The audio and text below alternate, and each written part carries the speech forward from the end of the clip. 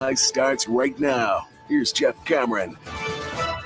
And away we go. Welcome in Seminole Headlines, 93.3 Real Talk Radio and Warchant TV on this, the night after Georgia ends a 41-year drought, takes home the national title. There you go, dogs. We'll get to that and much, much more momentarily. First this hour, as always, with the show in general, brought to you by our friends at Register Sausage. Yay, sausage! Can Ben do a maybe do a promo code for the dogs? Hell no. Okay. No. I know maybe Go Dogs or, Stetson. Go to hell, dogs. Stetson could be the promo code. No, I don't think it's going to happen. Stetson Bennett the fourth. Don't put the third in there. How about that, man? The fourth. Get the IV off of your jersey. Do we need that or whatever he's got? Yeah, he's got the I and the V, right? The I and the V, yeah. He's Come the on, fourth. Stetson. He's the fourth. But it's bad enough your name's Stetson. You look I know. like that. Stetson Bennett looks like a frat kid, looks like a country club kid. But he also went to JUCO. So he's not the typical. Good. It's not a typical. It's a cool story. Stetson Bennett the fourth type journey. Somebody I followed last night on Twitter, who I couldn't retweet because he's got his things locked, but he tweeted that Stetson Bennett is going to set all kinds of records for pharmaceutical sales in the state of Georgia. yeah, absolutely. Yeah, he'll never have to work again No, if he doesn't want to. Absolutely. Yeah, he'll do well for himself. So anyhow, Register Sausage, Yay Sausage, and you can get it. Go online, do the whole thing. Yeah, man. By the way, our friend Eric Eggers, who's friends with Ben the sausage guy, shared with me some proprietary information, just some stuff they've been texting back and forth about some of the expansion Register Sausage. Man, the footprint is growing substantially. So you're going to see. Are we all about to see a bump? Probably. Are we going to get more sausages, more types of sausage? Kim's actually been asking me that too. I was like, I'm Kim, not bored with what they have. We can go buy. Oh, you mean more variety? I more thought you meant, variety. are we going to get more samples? Well, absolutely. We need to get more samples too, but I'm not bored with what we have. I just, I think maybe they could branch out, diversify a little bit more. I don't know, man. We'll see. If you're as good as some kielbasa. They are at what they do. Well, you're right. You don't need to go crazy. But registermeats.com. If you don't live in the Southeast, registermeats.com is the website to deliver it to you, unless you're a hooligan in Alaska. And then they're not doing anything. You got bigger problems than not getting sausage. Do you think I was more excited about Georgia's win or you? You won some money, right? So if we recall, I first guessed this national championship before a single game was played and put my money where my mouth was. Did you? No, you also thought JT Daniels was going to be the quarterback.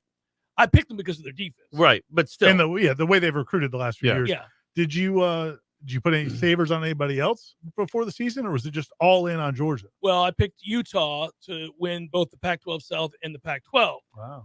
This is on record. You can go look it up. So you don't lose bets. I do. Oh, you do? Okay. Several bets. Listen, if you're going to throw a little bit of money here and there you're gonna lose bets, some stuff. The key is to hit a big one, right? Like last night's championship game beforehand, because you can get incredible odds before the season began, and I did. I got them. That was a good number for them, considering plus all the talent they have. Yeah. Well, think about all that. It was silly that they were that much of a long shot, if you will. Because again, nobody's recruited better than them other than Alabama, and it's really been nip and tuck along the way. At some point, those 5 stars are going to cash in. Think about what a long shot they're going to be now that Stetson Bennett the fourth is gone. yeah, exactly right. I probably can't replace 25 those. to 1. Every year during the national championship, and I'm sure maybe even people thought this when they saw Florida State win it, but one of the things that stands out, and it certainly did that 2013 season for Florida State, but it does every single season. There is a world of difference in the depth of talent and ferocity that you see in that game amongst the two. If the two best teams make it, you can see what separates them every time from even a team like Michigan. Michigan didn't look like they belonged on the field with Georgia, and they actually didn't belong on the field with Georgia. Man for man, Georgia was overwhelmingly better than Michigan. And then obviously Cincinnati had no business. Now, I'm not saying somebody else should have replaced those teams. They earned it's not that spot. They didn't have any business being there. It's just that they weren't going to be one of those two teams. I'm strictly speaking about the kind of talent it takes to win a national championship, and when you arrive at that place where you're capable, your size, speed, strength, depth, it's usually readily apparent. I thought it was on display last night. Now, that's why Stetson Bennett's story is so kind of odd, is that most of the time people don't have a quarterback that looks and plays like that and still win an national championship. Overblown. It just shows how the emphasis on the quarterbacks from ESPN is just ridiculous. I mean, he did make the nice throw. That was a beautiful throw. Great catch by that receiver. Everything about that was really good. He played well. He played well. And I was impressed that he never seemed to be rattled. I thought last time, in the SC championship game, I didn't think he looked as comfortable as he did last night. but that team is what won them the national championship. Sure, of I mean, course. that defensive front, and then the other thing is the point you're making, which you're saying they just gave they were giving focused him too much credit. on Stetson Yeah, Bennett. I thought yeah. you were saying that like this proves that quarterback isn't that No, big a deal. no. I was Big like, deal, that was a 1 in a million defense that they had right. there. I'm just saying, he wasn't why they won the national Sure, title. yeah. And but because of the quarterback and because of his story, that gets a lot of attention. Whereas there's a lot of dudes who could have played quarterback for that team and won the national title. Yeah, Georgia was and What would their extremely record loaded. have been if I was the quarterback? Because me and Stetson Bennett are about the same physique. I'm obviously not beating Alabama.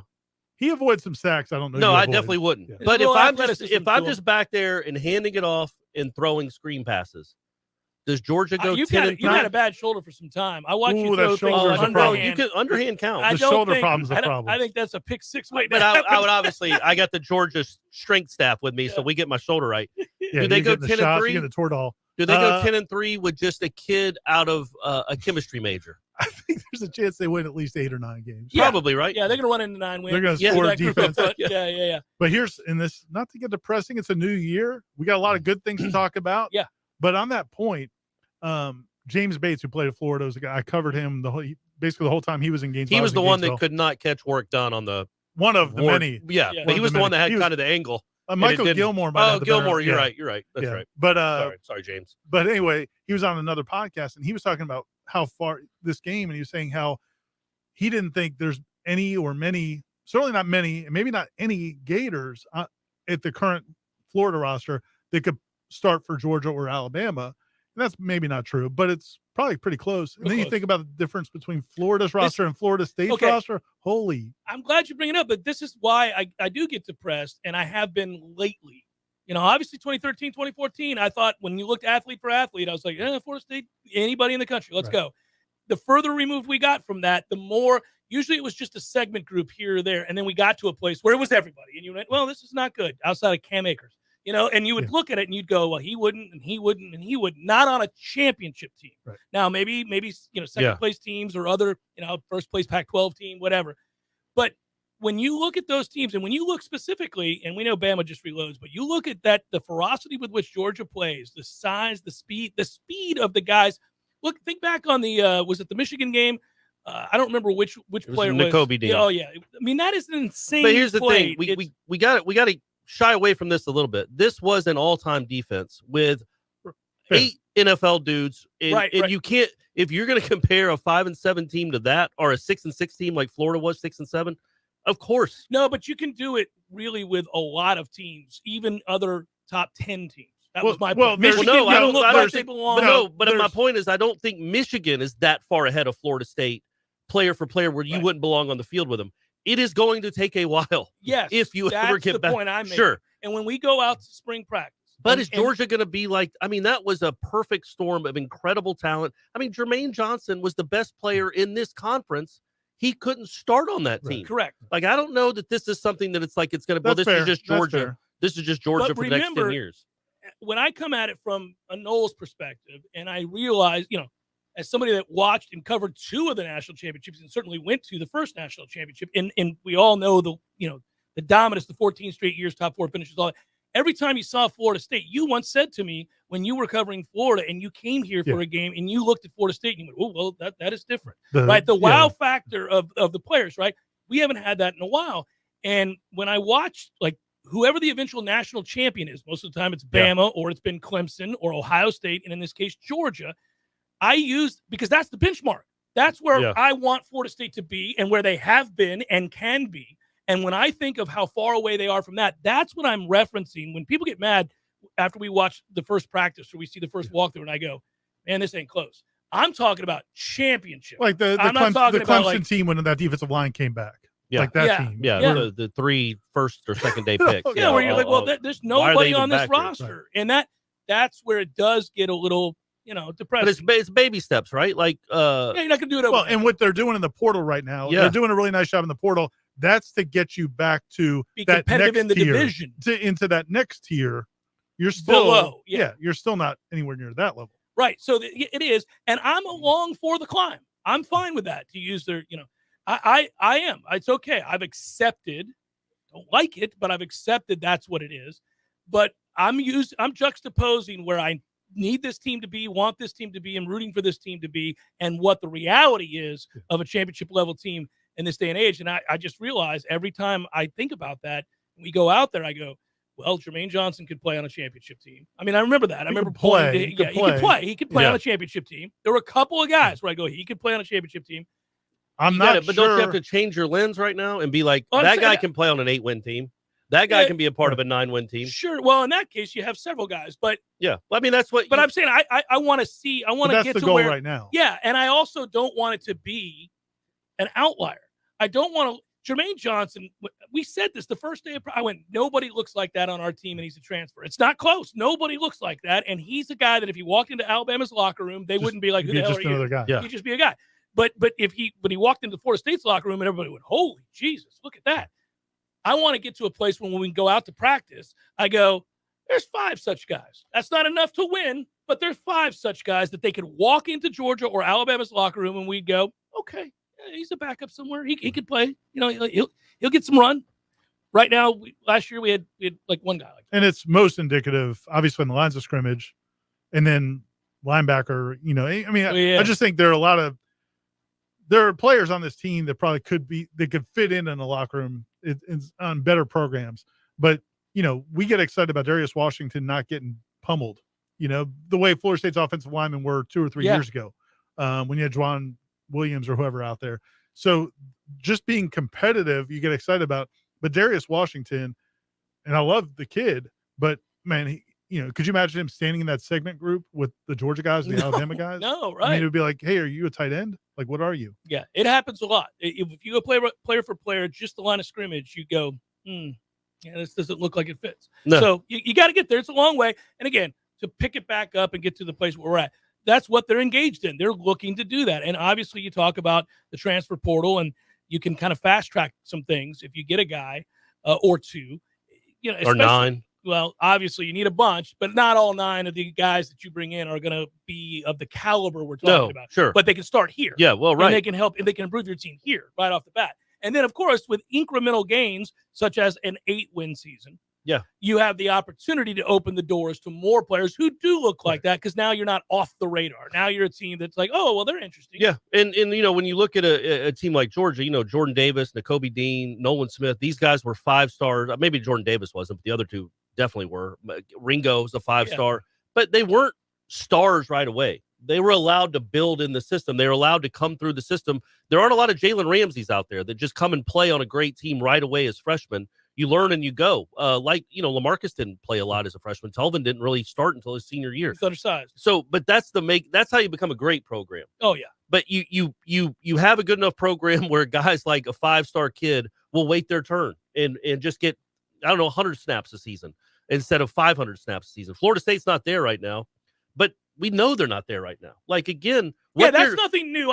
They're doing in the portal. In the face. Yeah, sure. But I mean, that's almost like saying that to me. That's like watching the Cowboys in, the Eagles. 92 no, just watching the Cowboys and the Eagles and the Bucks in the playoff game on Sunday and be like, well, Florida State doesn't look a lot like that. Well, it's like, Georgia and Alabama are so far ahead of what anybody else in the country is doing right now, specifically this season, that it's like, you're not close to that. Except the difference is you're, as a Florida State fan, that's what you feel like you should be. Right. But I mean, and there's reality. I get you. I'm with you. And the reality is for Florida State, it's, bringing these transfer guys in, doing whatever, developing players, hitting on some freshmen. Become a good program again. Yeah. And then you become a great program. Exactly. Yeah. I'm along for the ride. I get all that. Yeah. Bowden didn't come in and turn it around. They turned it around, but they didn't become that type of program. So with that in mind, the portal, they're just killing it. They're killing it in the portal. I wrote the column that, they had the 12th ranked recruiting class before the portal. If you throw the portal kids in now, you're talking about what, top 8? Probably. Yeah, it's top 10, yeah. But for a 5-17, that's really remarkable what they're doing. And it does give you hope that 2 or 3 years from now, you keep stacking on these types of classes, that maybe they're in a championship environment somewhere. Well, that's where it gets very important that this upcoming season be another big step forward, because you're not going to continue to have a chance to sign classes like that if you don't have a winning season. They've got to start capitalizing. You got to start winning. Yeah. And again, I'm patient. I understand this is a long-term rebuild, and I've said that repeatedly. Lots of people who are realists, and pragmatic about this understand that. So you're not going to go from a 3-win team to a 5-win team to an 11-win team. I understand it's not likely to happen, but you do have to see significant steps forward for you to open the doors we're talking about to the upper echelon recruits. Well, and what they're still benefiting from, Mike Norvell, if he sits down with a recruit, like for example, the Micah Pittman, the receiver from Oregon that committed. And his brother's name is Michael, right? For the Colts. And his dad's name was Michael. So he had Michael Pittman Jr., and then Micah. Yeah. All right. I've seen some, you see families that go like. So what if you had another kid? Is it just Mike? Mickey? Then Like he's like taking syllables off the name. Mick.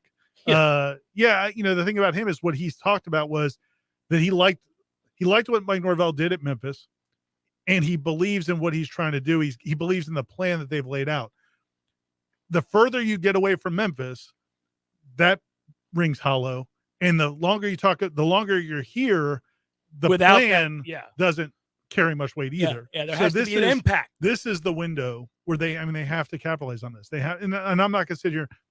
Excuse me. I know Aslan on Wake Up is caught up on the 10-win thing. I don't get the idea of like pointing to that. That's like why we have to go on the record and say we're demanding 10 wins, because if they win 9 games, they're not firing Mike Norvell. So what's the point of they win 8 games? They win 8 games, they're not firing Mike Norvell. So I don't understand why we're making that the line. Hey, we'll take it up with Aslan. I will. Try. If he was sitting there, I would. I try. But my point is, there also does need to be improvement. Tangible. Yes. Like not in look, we know there was improvement. They had more wins than they did last year, which still wasn't enough. And they were competitive in games. They were competitive in every game, in the efficiency and everything. But at the end of the day, it's sports, and win. They have the W in that column for a reason. Well, and if you take that next step, and you have improved the talent, it's going to be reflected in those wins. I mean, if they continue to grow in those efficiency numbers, the roster, you're only losing a couple of really key players. Jermaine Johnson, Keir Thomas. Yeah, the defensive line is where I get Jay nervous. Sean Corbin. Yeah. But I think the defensive line is going to be okay. So we get the Jared Verse kid. That's a big-time get. And there's a couple of things I want to talk about with him if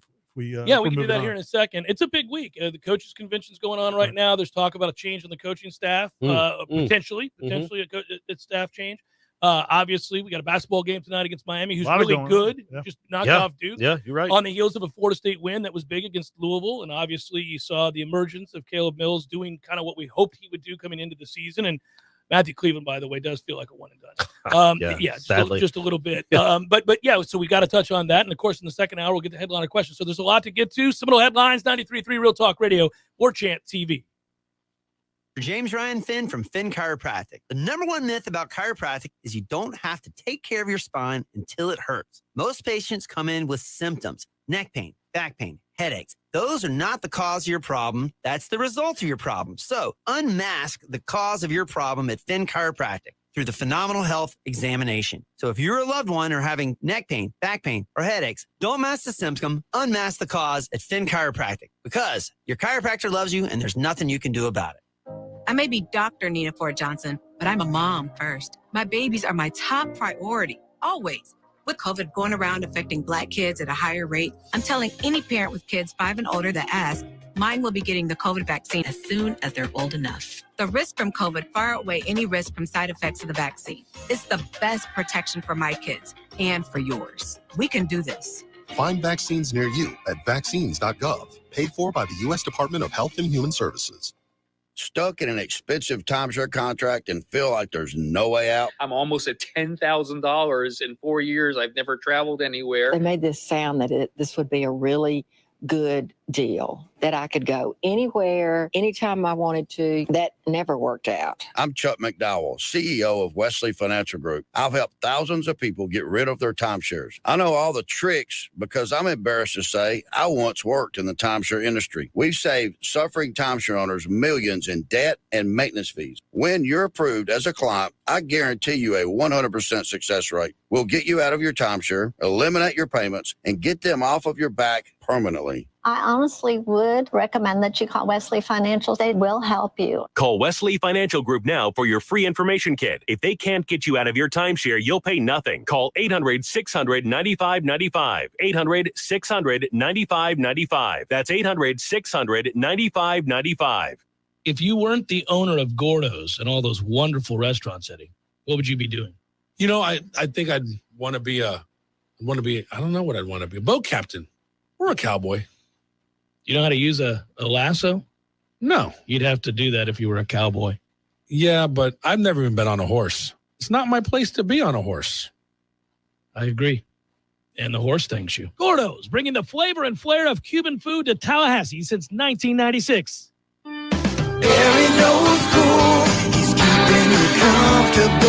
This is Kyle, service manager from Barano Heating and Air. Schedule an appointment from your mobile device to learn about our Total Comfort Service Program. With guaranteed same-day service, 15% off necessary repairs, and $25 berry bucks to use towards air filters and other products. Turn to the experts at Carrier and Barano Heating and Air. Any day, anytime, anywhere. Online at baranoac.com. Florida license CAC 1816-186.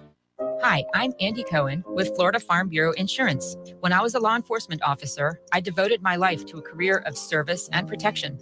And as an agent with Florida Farm Bureau, I'm continuing that promise. Farm Bureau Insurance has been protecting what matters most for over 75 years. Your home, your auto, your family, your life. Who's protecting you? Give me a call, 850-671-FARM.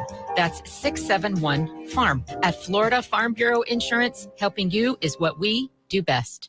Life is stressful. Dinner shouldn't be. That motto is why Register Sausage has been doing business in the Florida Panhandle and Lower Alabama for over 75 years. A proud sponsor of Seminole Headlines, Register Sausage always provides the best Southern smoked sausage to over 140 grocery stores and restaurants throughout the Southeast. Headliners have discovered the Register's difference. You can too. To find a store that carries Registers near you or to buy directly, head to registermeats.com. That's registermeats.com.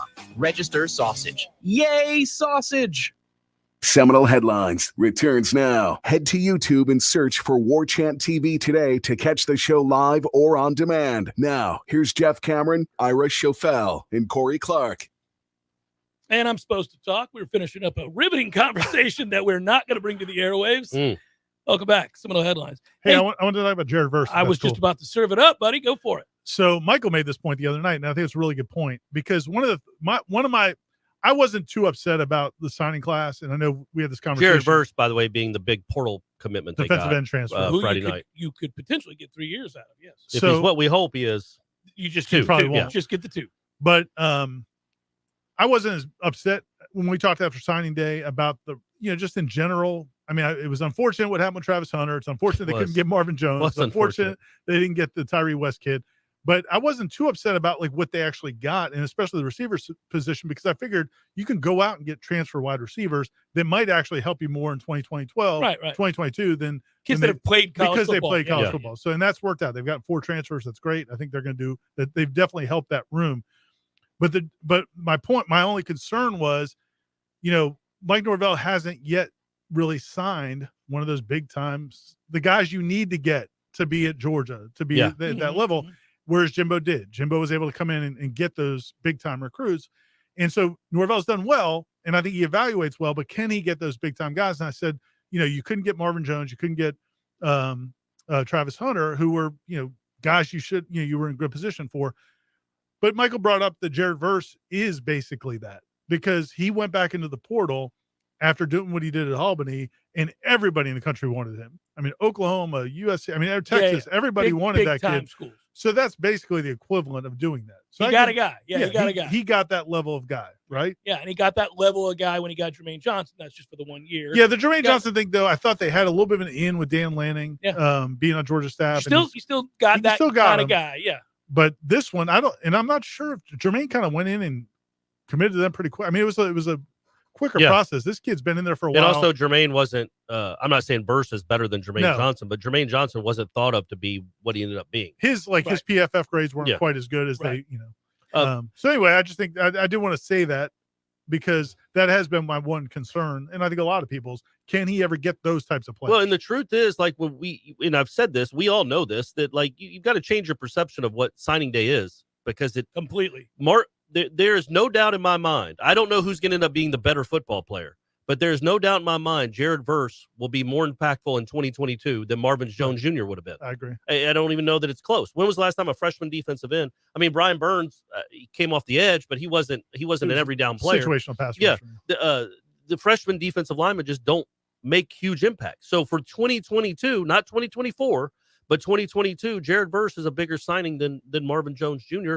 And you might be able to say that about 2 or 3 of the receivers you got in the portal over someone like Kevin Coleman, not Travis Hunter, but Kevin Coleman, or the kid that committed to Louisville.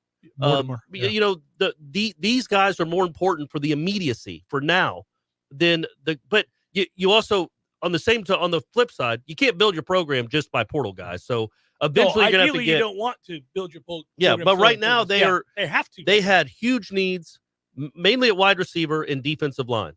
The wide receiver, they're done. I mean, they got 4 that have combined for whatever they've combined 200 catches in their career and 2,000 yards. So they did all right there. The West Virginia kid's a big get, and now they got to focus on the defensive line, maybe another running back, maybe another. I mean, there's still holes out there. They did a good job on the offensive line. I think the linebacker kid's a plus. I would get another linebacker, by the way. I would really try hard to get another linebacker. I love the kid, but they only play 2 at a time. Well, I'm just saying you have to have depth.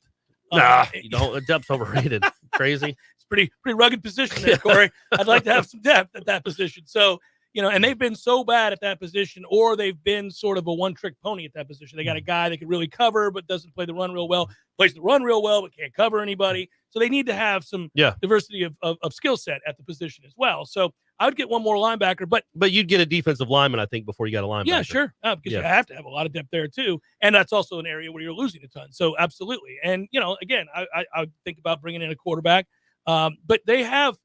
Yes, they've got a chance to improve their lot in life without question. The transfer portal allows for that possibility. It's exciting that they're good at it. They're competent at receiver, right? They're going to be competent at receiver. The West Virginia kid you just mentioned is a really big deal. He's played Power 5 football and succeeded at a high level consistently well. I mean, made catches in games over the course of 2 years. That's a big deal. I love the 6'7" kid out of Arizona State. I think he's a great get. We'll see if the experiment for the kid from Louisville, because he's got size and speed. So if you're going to experiment on a guy that's 6'4" that can run. Okay, that's fine. Louisville, you mean Illinois? Illinois. Well, I said Louisville, so I meant to say Illinois. Yeah, the 5-catch kid. But Deuce fan. Yeah, big fun. Hey, 40% of his catches are touchdowns. But yeah, so you get a burner, and I get all that. So listen, I've been along for the ride. I have not second guessed any of this. The Jacksonville State game was a deplorable loss. It's one that we're always going to remember. It set them back a ways, certainly in perception as well as in reality, because in reality they missed the bowl because of that loss. But the truth is, it devastated who they were in the perception of a large percentage of this fan base. But I think for those of us that practice every day, those of us that have watched this process, we believe Mike Norvell is a good coach. We think he has a system in place that certainly players have bought into. And I think you're seeing evidence, certainly in the transfer portal, that they're very good at that. Yeah. I mean, when you're assessing facets of what your coaching staff does well and does poorly and everything in between, well, this is the plus column, and it's a runaway plus column. And it's an important one as the shift in recruiting goes to things like getting 9 to 15 kids in any given year and a transfer portal. Yeah. Well, I thought that, I've been thinking about how unlucky Mike Norvell has been from the standpoint of, his first year, which should have been his first real class after the 2020 season. He got screwed with COVID. Yeah. And then this year, if it's not for NIL, they probably get Marvin Jones Jr. and they probably get Travis Hunter. So he was unlucky there. On the flip side, you just can't keep rolling that out there. But he's also been fortunate that the portal fired up. Yeah, exactly. Yeah. If the portal wasn't in existence, what would this team have looked like without the portal? Could you imagine if you had to rebuild this team? Oh, I mean, just think of this last team without the portal. Right. Without Jermaine Johnson, Thomas, Jamie Robinson, Corbin. I mean, good night. So what happens? Are you firing coaches every 2 years at that point? Is there any way any coach could have come in and said, "Look, man, there's nothing here," and people would have said, "Okay, we're in this for 5 years." Yeah. Is there any chance? Or I don't know. But the portal evens it out, man. I agree. It does even it out, and that's been a huge deal that they've been good at. There's plenty of other stuff that you can question, but what they do in the portal, you can't. They've made it a priority. It's smart. I don't know even how many receivers they were in December with high school kids, because you're thinking, all right, we'll go after these 2 huge 5-star kids. And if we don't get them, all right, well, we'll just fall back to 4 Power 5 receivers that have already played at this level and more ready-made than probably the kid other than Hunter. You're on the subject of receiver. We should and have to talk about the guy that coaches those receivers, or does at least for now. Does it feel likely that Ron Dugans is gone in your mind? Well, I mean, why wouldn't you have signed an extension yet? Correct. He's gone. So that, right? I mean, we assume as much. But then why wouldn't they have announced it already? Because the coaching convention meeting's going on right now. The coaching convention's this week, and also so that gives him an opportunity to maybe find something else. That's where they all meet and do interviews in this hotel. But the other part of it is if the replacement coach maybe was still possibly even coaching this week. Could have been on Ooh, one I of these see. two staffs. I see. So that's a possibility. Hear me out as well. here. You know, I know he's mainly known as being a great Hall of Famer defensive back, but Dion played a little wide receiver in the NFL. I don't know if you remember that. He started for the Cowboys. You want him, What about bringing on Dion as a receivers coach? I feel like that's You probably think there's not a gonna package happen. deal there? You could maybe get a couple kids. Maybe bring a couple with him. Just saying. I think he would have come here possibly as no, he wouldn't have. I was going to say originally 5 years ago, but now I think he thinks. You don't think he would have come? If he ever comes to Florida State, it's going to be because he wants to be the head coach. He wouldn't have been on Willie's staff as a receivers coach. You think? I don't think so, man. He flirted with it. Yeah. But I think the problem there was, and this was just my perception. By the way, Dion would have been a much better receivers coach than what they ended up doing. Just saying. Just saying. Yeah. I think he's had his If he did nothing. I think he wants to be a head coach. Yeah, I think that's evident. Seminole headlines, 93.3 Real Talk Radio, Warchant TV. News now. 2 sheriff's deputies at the Thomas County Sheriff's Office were shot last night. According to Captain Jones' TCSO, one deputy is in the ER and is being described as stable. The other deputy was still on scene with unknown injuries after being shot in their bulletproof vest. Captain Jones says it happened around midnight, but would not specify the exact location. The suspect is Tyler Henderson. He's only described as being a white male. TCSO warns he could be in Ocklawackney or surrounding towns. A $5,000 reward is being offered for information that leads to an arrest. The Florida Department of Health says it has teamed up with Tallahassee Memorial Healthcare and Nomi Health to open a new COVID-19 testing site. The new walk-up testing site opened up on Saturday, located at 1528 Surgeons Drive. DOH's press release says the site offers both PCR and rapid testing. The site is open from 7 a.m. to 7 p.m. every day. You do not need an appointment to get tested. As of Monday afternoon, wait times for testing at this new site were less than 5 minutes. This is Rachel Lene with your Real Talk 93.3 local news update, brought to you by Mac & More Systems, Tallahassee's go-to Mac store. Check them out online at macandmoresystems.com. This is meteorologist Paul Trombley with your Real Talk 93.3 weather update. Highs around 57 this afternoon. Under clear skies, winds out of the northeast, 8 to 15 miles per hour. Lows around 38 tonight, partly cloudy skies. High temperatures reach up to 60 tomorrow. Cloudy. Low 60s Thursday and Friday. Another look at the short range. We should top off around 57 this afternoon. This report is brought to you by the Lawn Johns. For all your landscaping and lawn care needs, visit thelawnjohns.com. Right now, 51. See Nice Tire and Auto Service at 4792 Bluntstown Highway today. The ASC trained technicians at Nice take the guesswork out of fixing your car. That's why wherever you see the Goodyear sign, you'll find what you want in tires and service. From preventative maintenance to a major overhaul and everything in between, you name it. Plus, Nice's services are backed by a nationwide limited warranty. Stop by Nice Tire and Auto Service. 4792 Bluntstown Highway, just west of Capitol Circle. Life is stressful. Dinner shouldn't be. That motto is why Register Sausage has been doing business in the Florida Panhandle and Lower Alabama for over 75 years. A proud sponsor of Seminole Headlines, Register Sausage always provides the best Southern smoked sausage to over 140 grocery stores and restaurants throughout the Southeast. Headliners have discovered the Register's difference. You can too. To find a store that carries Registers near you or to buy directly, head to registermeats.com. That's registermeats.com. Register Sausage. Yay, sausage! Here's what you missed on the Greg Tish Show. Charlie Crist, he's running for governor. To mention the governor, I'm tired of it. I'm sick of it. And we see it in presidential. We see it all the time. It's the new norm. We even saw it in local. That it should be. It's like, hey, I'm running for this local But seat. do you understand? I heard a statistic that like half of our population reads at like an 8th grade level. And what is the other two? Half Third grade. doesn't. That means almost half does not. You're right. The Greg Tish Show, Monday through Friday, 6 to 9 a.m., only on Real Talk 93.3. Seminole Headlines is brought to you by Register Sausage, serving the Florida Panhandle and Lower Alabama for over 75 years. To find a store near you or to buy directly from Registers, head to registermeats.com. That's registermeats.com.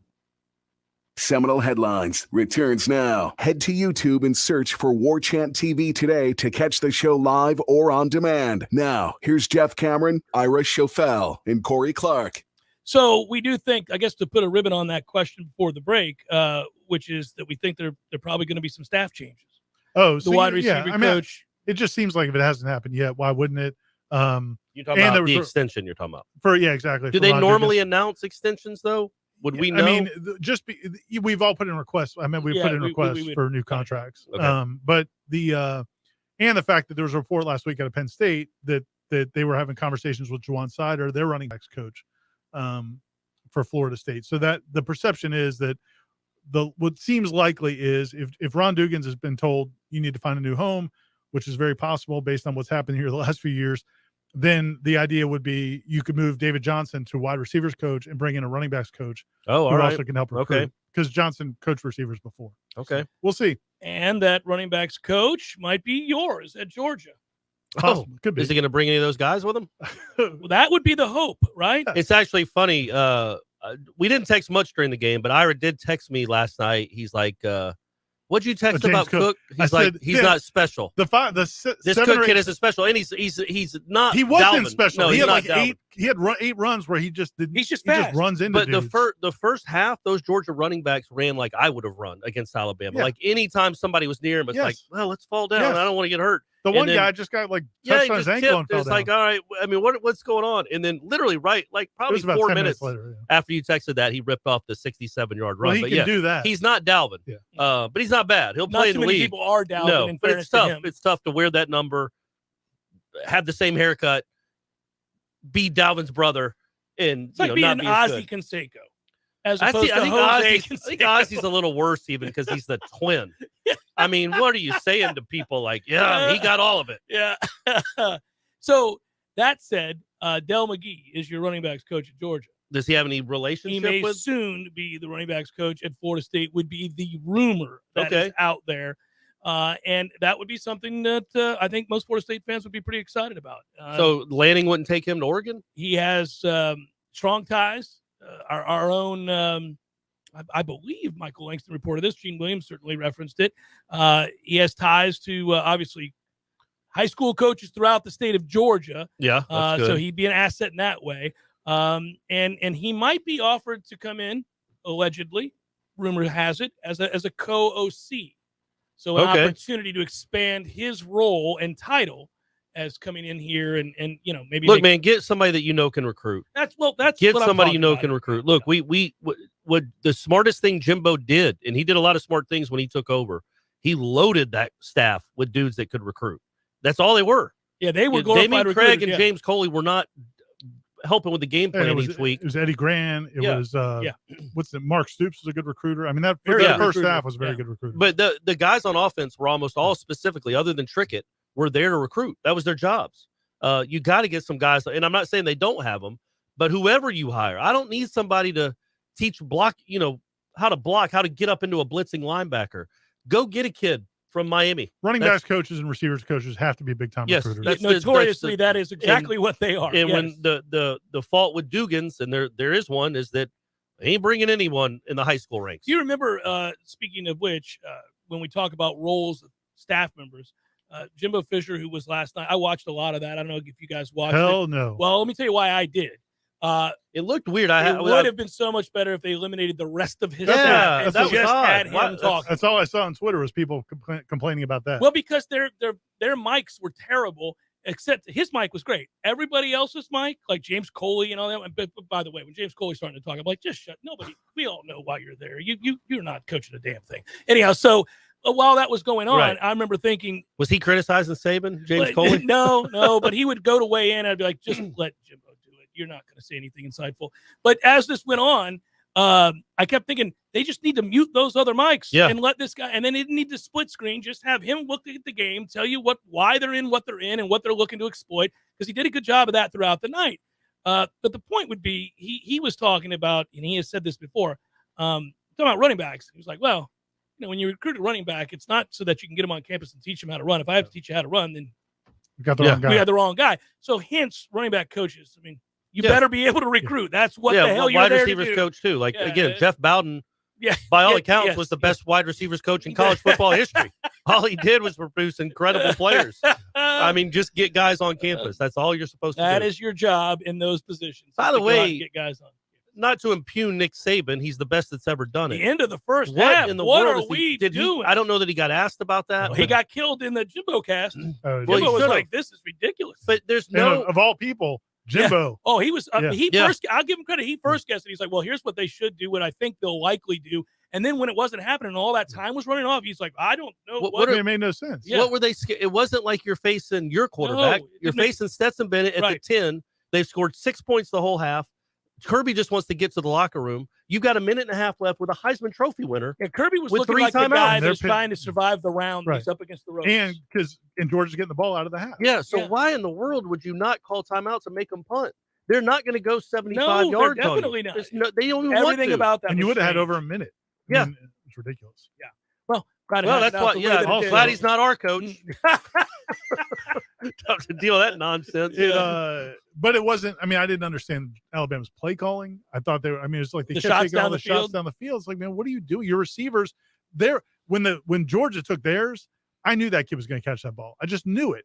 You could tell. Could feel it in your bones. Georgia's receivers were playing like men for the most part. They're the attitude you talked about earlier on defense. I mean, Kirby had that team in a mental state, and I think that probably speaks to the stat Aslan Texas before the game about rematches. Usually the team that lost first game wins.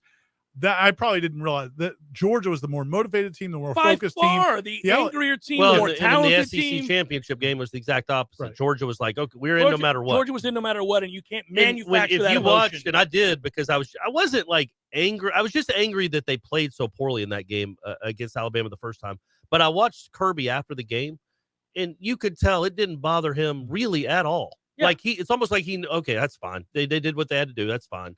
Now he got lucky that their 2 best wide receivers pieced out and couldn't play one got anymore. hurt in the Georgia game, and the other one got hurt in the Georgia game. Yeah. That's what they can't. If you can't handle it, can't handle it. It's You not can't run with the physical enough, dogs. Corey. That's what it is. You're gonna tear ligaments. Yeah. Hey, you know who else had to play without Jameson Williams? Stetson Bennett. And Stetson Bennett went out and won a championship. That's all I'm saying. He didn't have Jameson Williamson on his team either. One final thing, real quick, just to make you laugh. Unfortunately, when the Williams injury occurred, Is he draft eligible, by the way? I think he's coming back. Well, he wouldn't have if he was. We'll see. But one thing is that they're watching the video, they're watching the play, and Jimbo's on to the next play, and his staff in the room is like, "Oh, I think he's injured." It was like, what happened? Because he wasn't watching the end of the play. They showed one replay, and Jimbo goes, ACL. "Oh, he ACL'd it." He goes, "He ACL'd it," and then the rest of the staff kind of looks over at him. He's like, "Oh, he ACL'd it." Quick. I think Hey, he's probably right. He's probably but it's right. funny that it's just that initial diagnosis. It's also funny how much crap he's given media over the years about saying anything about injuries until there's been an evaluation. Give my man a microphone. He's like, ACL. He knew right away. They showed that one view from behind. You're like, these aren't supposed Even to go Stephanie that was way. like, "Oh no!" I'm like, It's not that unfortunate. The kid's still going to make a lot of money in his life. He's going to make a lot of money in his life. Don't do that. Don't do that. Sorry. Don't do that. Sorry, guys. The other thing about, I don't know, man. Like Kirby, I'm curious to see what he does. He's a guy that I could see going to the NFL. Like I never thought Jimbo would be an NFL guy. I could see Kirby being an NFL guy. I think he's got similar traits, though, man. Well, let me say this. He's got a pass to stay in Georgia for as long as he'd like. Sure. I mean, at least another 5 years. Like they don't have to win anything now because he's got the monkey on his back. I just think Jimbo, the way he treats players, would never work in the NFL. No, but I don't think Kirby's quite that same guy. I would say that if Fisher went to the NFL, he'd want to go to the NFL. Oddly enough, as a coordinator, right? Just an OC, just shut up and call plays and leave me alone. That's what he would want. Jimbo, but he's fine where he's at. I think he's. How about did Kirby and Saban both come out against the NIL or say they're concerned about it? Well, they talked about their concerns. They didn't come out against. They just talked about the need for regulation. It's so funny because this is exactly what we talked about a few weeks ago. Now that you have NIL, it opens up the door for those Texas schools, those California schools, other schools in general that maybe weren't willing to do the things you guys were willing to do under the table. Right. But now it's in the broad daylight. Man, they've got plenty of people that are willing to do it.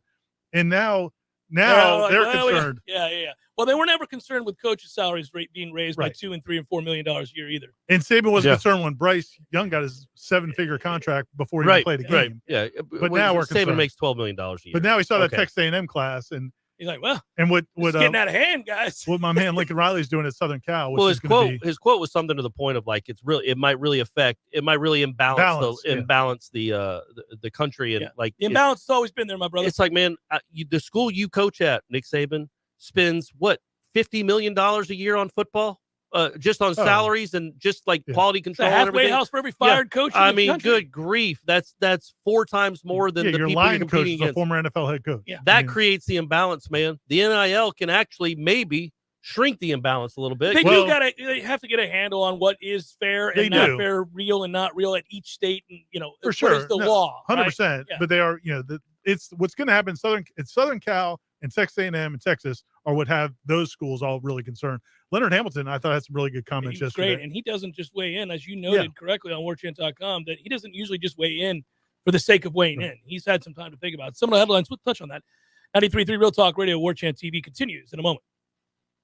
This month has already been a long, cold year, but nothing breaks up the cold like a cozy, warm fireplace in your home from Hearth and Patio. You may not know this, but many of today's modern, environmentally friendly indoor fireplace designs offer amazing energy efficiency. And when you get a new fireplace installed by Hearth and Patio, they will also service the equipment to make sure it lasts for years to come. Something else you may not know, Hearth and Patio can also repair your existing fireplace. I'm going to read you a recent review from a real customer. Donna says, our gas fireplace stopped working at a time when we experienced our coldest weather. I called other companies, but the earliest they could send someone out was 10 days. Then I called Hearth and Patio, and they had a technician at my house the next day. He not only was friendly, he fixed the problem and never tried to sell me something I did not need. It was so refreshing. I would not hesitate to call Hearth and Patio again. So the moral of the story is, when you need a fireplace repaired, replaced, or installed, just call Hearth and Patio at 727-4282 or find them online at hearthpatiotallahassee.com.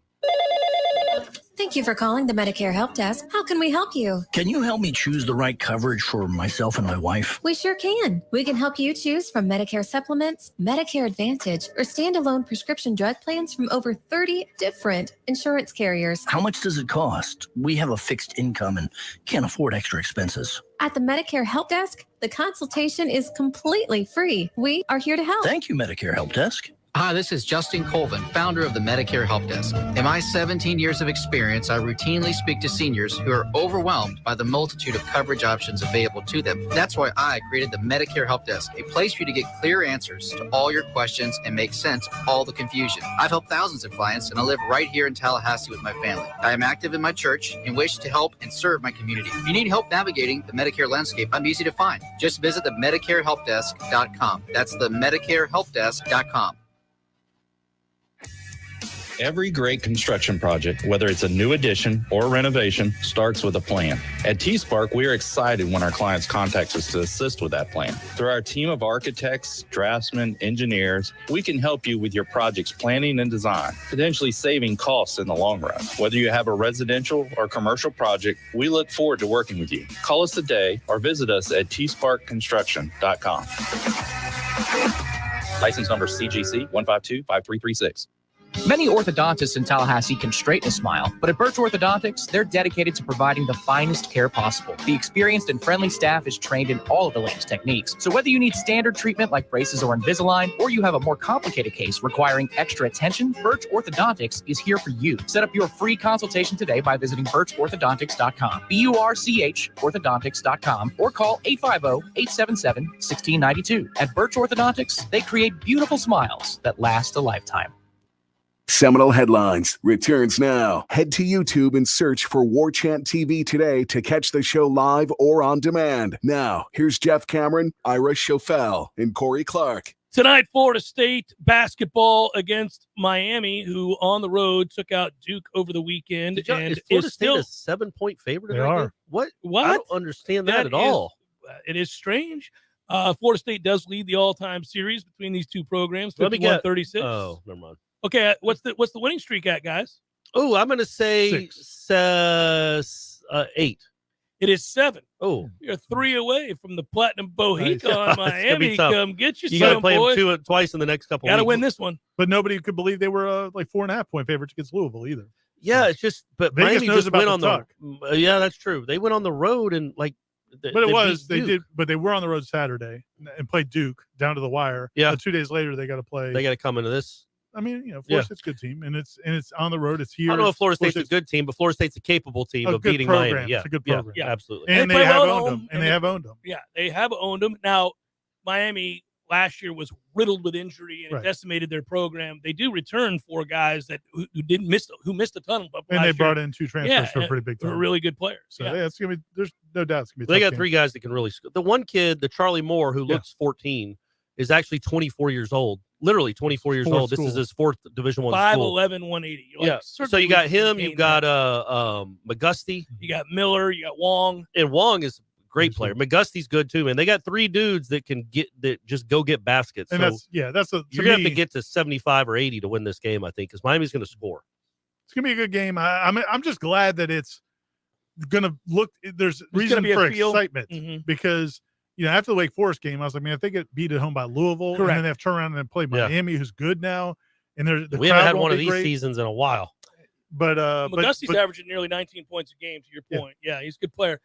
So I said to Ira on yesterday's show, and this is a short segment, so I want your thoughts on this because you pay close attention to basketball as well. And close attention to your show. Always. Yeah. Always have. Dialed in. I've always appreciated that support. The thing is, I know that Ham wants to win a certain way, and he's done a great job with it. So it's not necessarily being critical, but they can't win that way. And I think they got to win, not this year. Yes. I think they got to do what they did on Saturday, which is allow your 2 best players to kind of How many shots do you get in a game normally? 55, 60 as a team? I think they were 15 of 62 against Wake. So let's say they get 65. So how many of those do you game. Want to be taken by either Matthew Cleveland or Caleb Mills? 40. Me too. Yeah. I'm not sure about Cleveland though, just because. If he's getting to the they got basket, to be the right kind of shots. Yeah. But he is athletic enough and he savvy can enough. Get his own shots. Yeah. You know what I mean? Yeah, and but Mills, I don't need him shooting all 18-footers. Well, no, but I don't need. Apparently, I don't need Polite shooting anything but a layup. Did you not see the silky smooth 3 as the buzzer was about to think about that confidence that gives him moving forward. The second one of his he's career. About to be a pull-up central. How about Jalen Worley, who can't really shoot at all? He's 3 of 6 from 3 this year.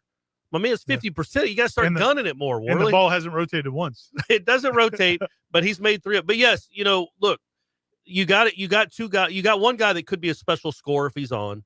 And then you got Cleveland, who I think is a special player. Other than that, you have a lot of role players who aren't exceptional, who aren't filling their roles all that well right now. No, not at all. Well, look, man, Polite, it's not like Polite hasn't done it. Polite's hit huge shots in tournament games. And he shot 44% from 3 last year. This year, he's 25%. I give him credit for the other night. He's not shooting well. And he rebounded well. And he made some free throws, too. He really did. He had a made couple big steals. free throws. And he and Worley both had big buckets late. when they were kind of and they hit free throws. And by the way, this team leads the conference in steals. Florida State does. So, I mean, they get out in transition when they're good on defense, especially if they're active in the passing lanes, and they are athletic enough to get to the rim. And you can look at that Louisville game 2 ways. Some people say, oh, well, Louisville missed some big shots down the stretch, which is fair. But if Florida State had made any decent number of their free throws, especially early in the game, then it's a blowout. Early during that stretch, half, they would have survived Mac that has run. to be like, what the hell? I mean, that's his series, if you will, going all the way back to when he first faced Leonard Hamilton. He had to feel like, oh, I'm going to own this man. He angered the basketball gods with that win over Jonathan Isaac in the tournament and ever since then, it's like bend over. Sir. Man, he it's was the number 1 seed, and Florida State came back from 12 in the final 8 minutes in the tournament. And he keeps never losing. recovered. Yeah, I think they lost. I think even the time Louisville beat Florida State in the last 4 years was when they had the interim coach at the ACC tournament. They've lost 5 straight to Florida State now, right? And they're generally speaking not all that close. No, I mean this one. This was a 2-3 point game. But yeah, you're right. It's not like Florida State's had to make some miraculous think runs. about the beat down up at Louisville at the Yum Center. After last the game, year and the MJ Walker game a few years ago. And that's the game in which afterwards his press conference was spectacular because he said 2 things that made me laugh. One, which is, I know the fans were watching the game thinking, what the hell? Which is a funny thing for a coach to say. And the second thing he said was, we got manhandled. Every time he faces Leonard's teams these days, that's exactly what happened. You know what I did last night, which I shouldn't have done? I was feeling great in my mood of Georgia winning. I went back and watched some Florida State basketball games from 2 years ago, Trent's last year. Man, that was a good team. That was a great. I watched the Louisville game. Why did you do that? Why did it just angers you? It shows up on my YouTube suggestions, and I'm like, you know what? I haven't watched that. That's Florida the Trent State Forrest dunk game. Yeah, and in the Patrick Williams one too. Yeah. But in the one up there, and the loudest I've ever heard it in the TLC. Yeah, double that was crazy. And it's like, man, it's just such a that team was a legitimate championship caliber team. You think about watching Vassell. MJ was like the 5th option. MJ Walker, a McDonald's All-American, and now you juxtapose it with this team, where you're not good at the 5 and you're not good at the 1. All right, so here's the thing, though. 2, 3, 4, you might be pretty good. You got some wing players. I'll say this, and I'm going to give. I think we all need to give this coaching staff the benefit of the doubt based on what's happened the last 6 years. Right? We are. Nobody's. I mean, I wouldn't mind if they made a change. There's a feeling in the program that they're having a tough time. They have had a tough time so far because they're playing these older teams with these younger guys, and that as the year goes on, they're going to keep improving while these older teams are going to stay where they're at. All right. And so there might be a point where these younger guys catch up. And because you can't tell me Jalen Worley is a talent. Oh yeah, absolutely. It's just he's not ready. No, that's what I'm saying. If they're winning enough games, and if he's allowed to grow slowly, yes, that within 2 months now they could be a problem. Yeah, I still think it's going to be 3 primary scorers at that point. Yeah, but then the way Cleveland's come, I mean, let's do it. They could be a much different team in February, March than they were. Let's win tonight. Headliner questions forthcoming. Stay with.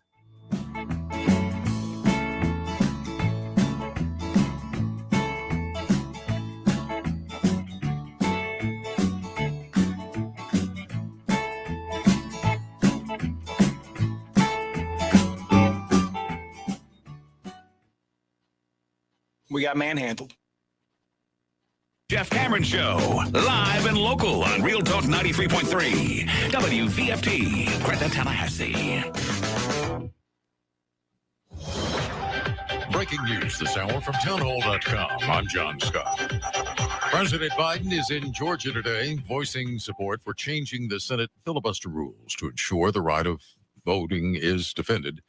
That's a strategy Democrats have been looking to the president to embrace. Heritage Foundation senior legal fellow Hans von Spakovy says charges of voter suppression taking place are absurd. In the last presidential election, we had the highest turnout in an election since the 1992 election, higher than in the two Obama elections that Joe Biden also participated in. Von Spakovy says 2 Democratic senators hold the key to changing the filibuster rules to allow for an up or down vote on the House bills. As long as Senator Manchin of West Virginia and Kristen Sinema of Arizona maintain their stance, which is a good one, that the filibuster rule should not be changed. The president speaks this afternoon. Also at townhall.com, students in the nation's 3rd largest school district resume classes this week after leaders of the Chicago Teachers Union accepted a proposal with the district over COVID-19 safety protocols. There's been a dramatic rescue at sea. It began with an overloaded, unseaworthy wooden boat approaching the Florida Keys, where the water is extra treacherous, says one official, because of shoals and reefs. Crammed on board the boat, 176 Haitians. A flight crew with Customs and Border Protection's air and marine operations spotted the vessel. The Coast Guard then moved in, providing life jackets to those on board and working with law enforcement to take them into custody. 10 were taken to a hospital, apparently dehydrated. Everybody survived. I'm Rita Foley. The Dow's ahead 93 points. The NASDAQ up 183. More on these stories at townhall.com. So I invested in one of those fancy new exercise bikes. Without a doubt, a very special tool to help me get healthier. The problem is 3 days go by, then 4, and I've done nothing. And then it's night 5, and I'm sitting at the kitchen table, and I look down at myself, and I can't help but just laugh. Because there I am, wearing the exercise t-shirt that came with the bike, and I'm eating 2 corn dogs. And I think we'd all agree, the special tool only matters if we use it to our benefit. At United Faith Mortgage, we believe we have an advantageous tool for you. Our mortgage team is an arm of a bigger company who is a direct lender, which means our company gets to use its own money and make its own decisions. There's no middleman. And often, this allows us to get you a better rate on your refinance or new home purchase, which can save you monthly and lifelong money. We are United Faith Mortgage. United Faith Mortgage is a DBA of United Mortgage Corp. 25 Middle Park Road, Melbourne, New York. Licensed mortgage banker. For all licensing information, go to nmlsconsumeraccess.org. Corporate NMLS number 1330. Equal housing lender. Licensed in Alaska, Hawaii, Georgia, Massachusetts, North Dakota, South Dakota, or Utah. Jeff Cameron here, and mark it down. Wednesdays on my show, we're giving away which Wicked sandwiches. That's right. Tune in to the Jeff Cameron Show every Wednesday for your chance at a free Wicked 5 meats and 3 cheeses of deliciousness every week on the JCS. Siri, tell me a joke. The past, present, and future walk into a bar. It was tense. All jokes aside, the trained professionals at Mac & More Systems are serious about Apple products. For all your Mac repairs, call Mac & More Systems at 894-3622. 894-3622.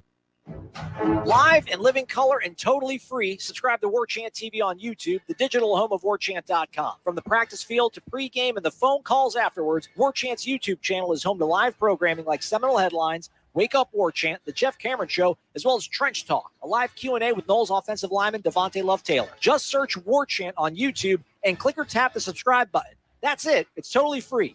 Warchant TV on YouTube. Just another reason we're the ultimate Seminole sports source.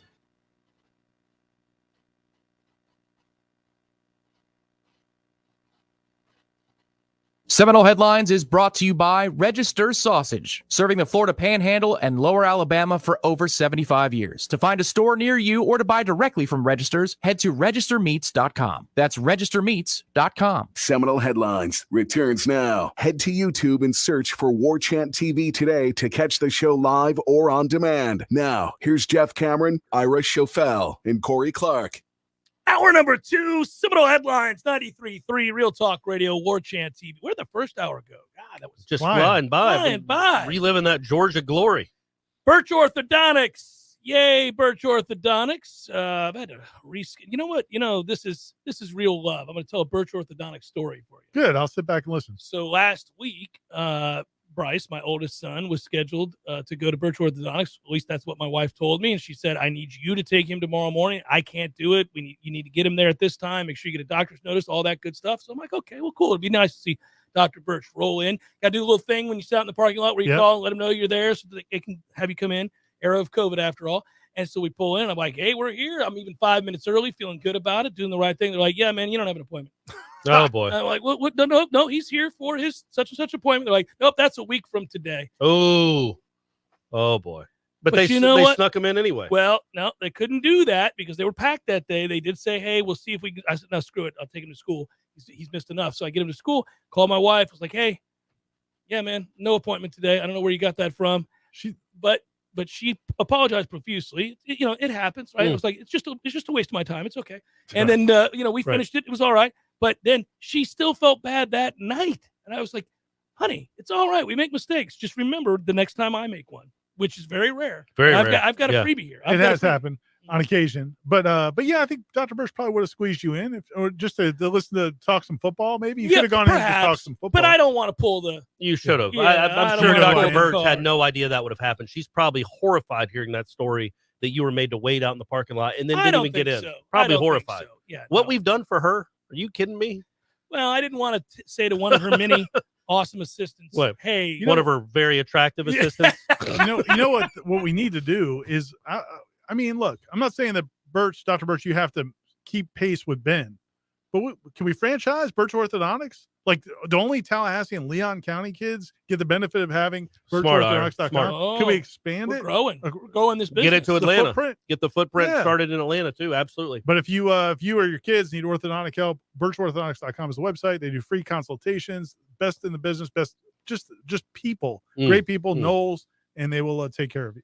Want to say thank you to Khalil Young, who wrote in to say that he was told yesterday by an Alabama fan that 2013 FSU would lose to 2018 Clemson, 2020 Bama, and every SEC champion in the last 5 years. Yeah, every SEC champion. In the last 5 years. Yeah, that checks out.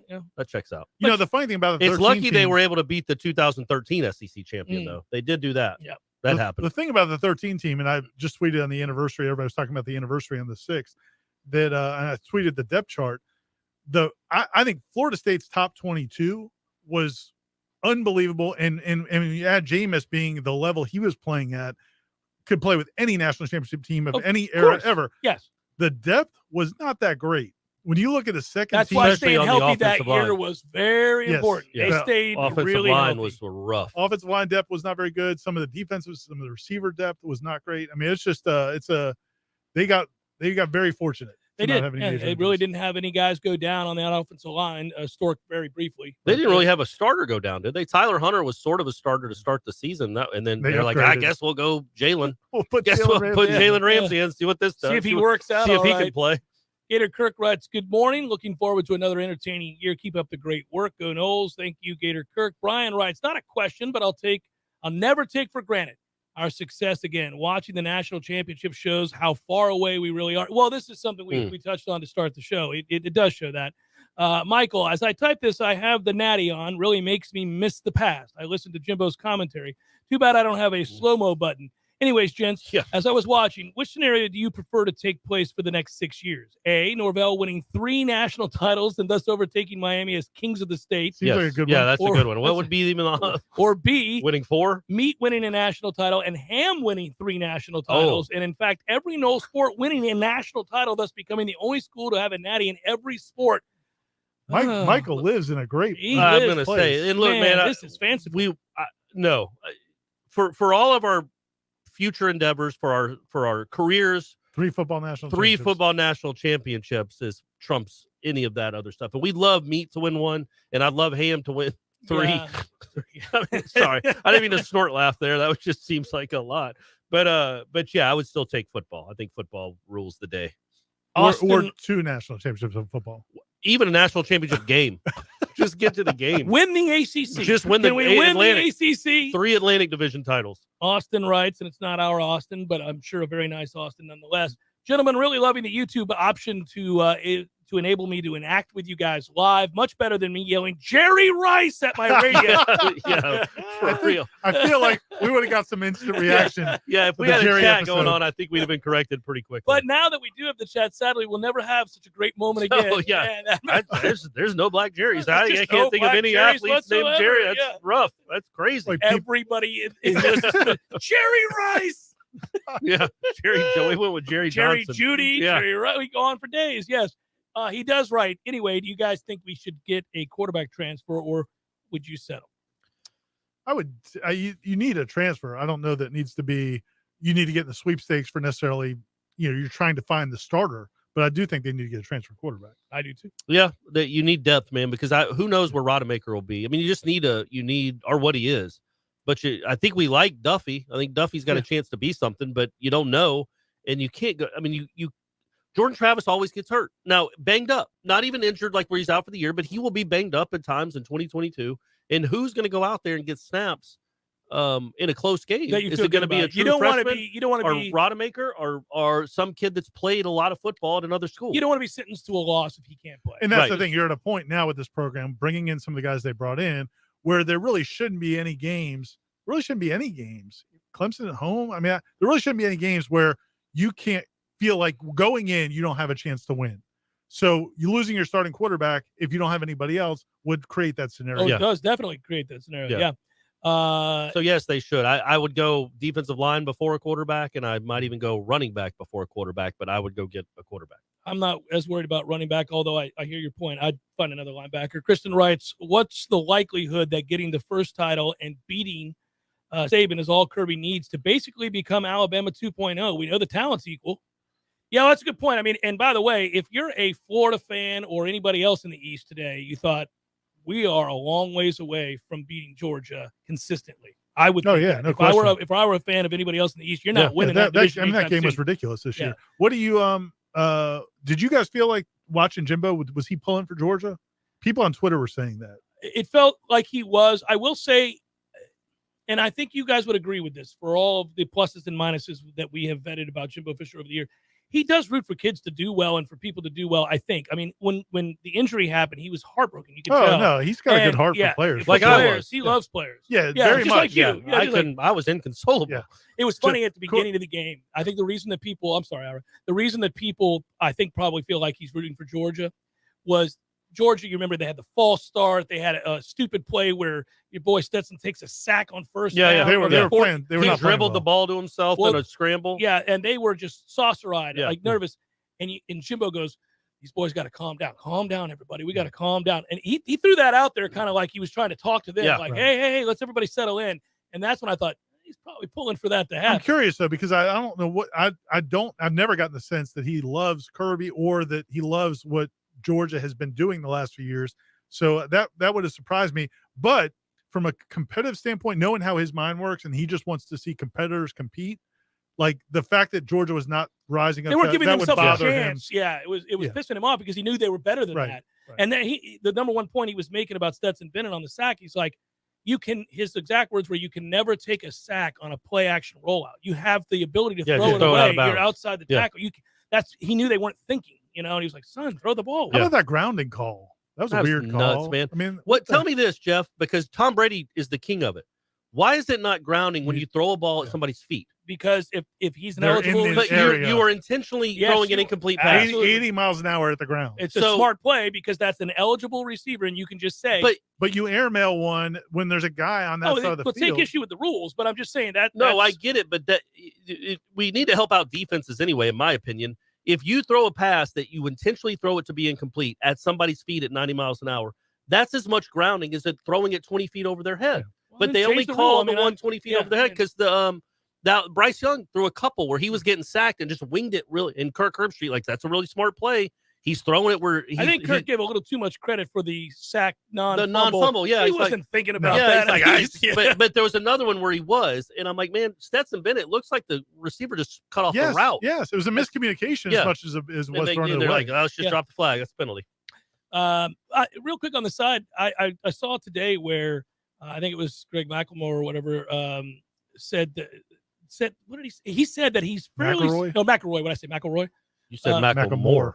I don't know what the hell I'm talking about. Like the rapper, yeah. Thrift shop. It's my hidden affinity for his music.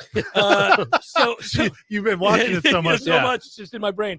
No, he said that he's fairly certain that Nick Saban and Kirby Smart do not like each other, and he's like, I know Kirby doesn't like Nick, but he respects the hell out of him, and Nick respects Kirby. He's like, but working for Nick, and he was talking about his ex-assistants. He's like, will drive you nuts, that he can be very, very difficult and unrelenting, and that you're looking for a reason to leave if you can. Can I be self-indulgent here and talk just a personal story with Kirby when he was here?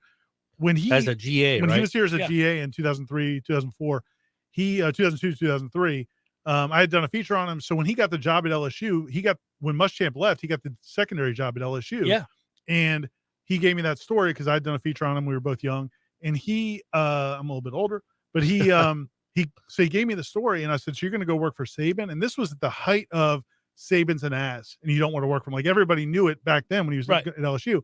And he goes, yeah, man, what I was told from some guys that work for him is it's like working for Satan, basically, but he's going to make your career. So I'm thinking, man, if I just be there for a couple of years, but then he ended up staying with him forever. And he went with him 12 years. So it's like, well, it must not be that bad, Kirby. I asked Jimbo about what it's like to work for Saban, and this is many years ago, and he said, well, it's taxing.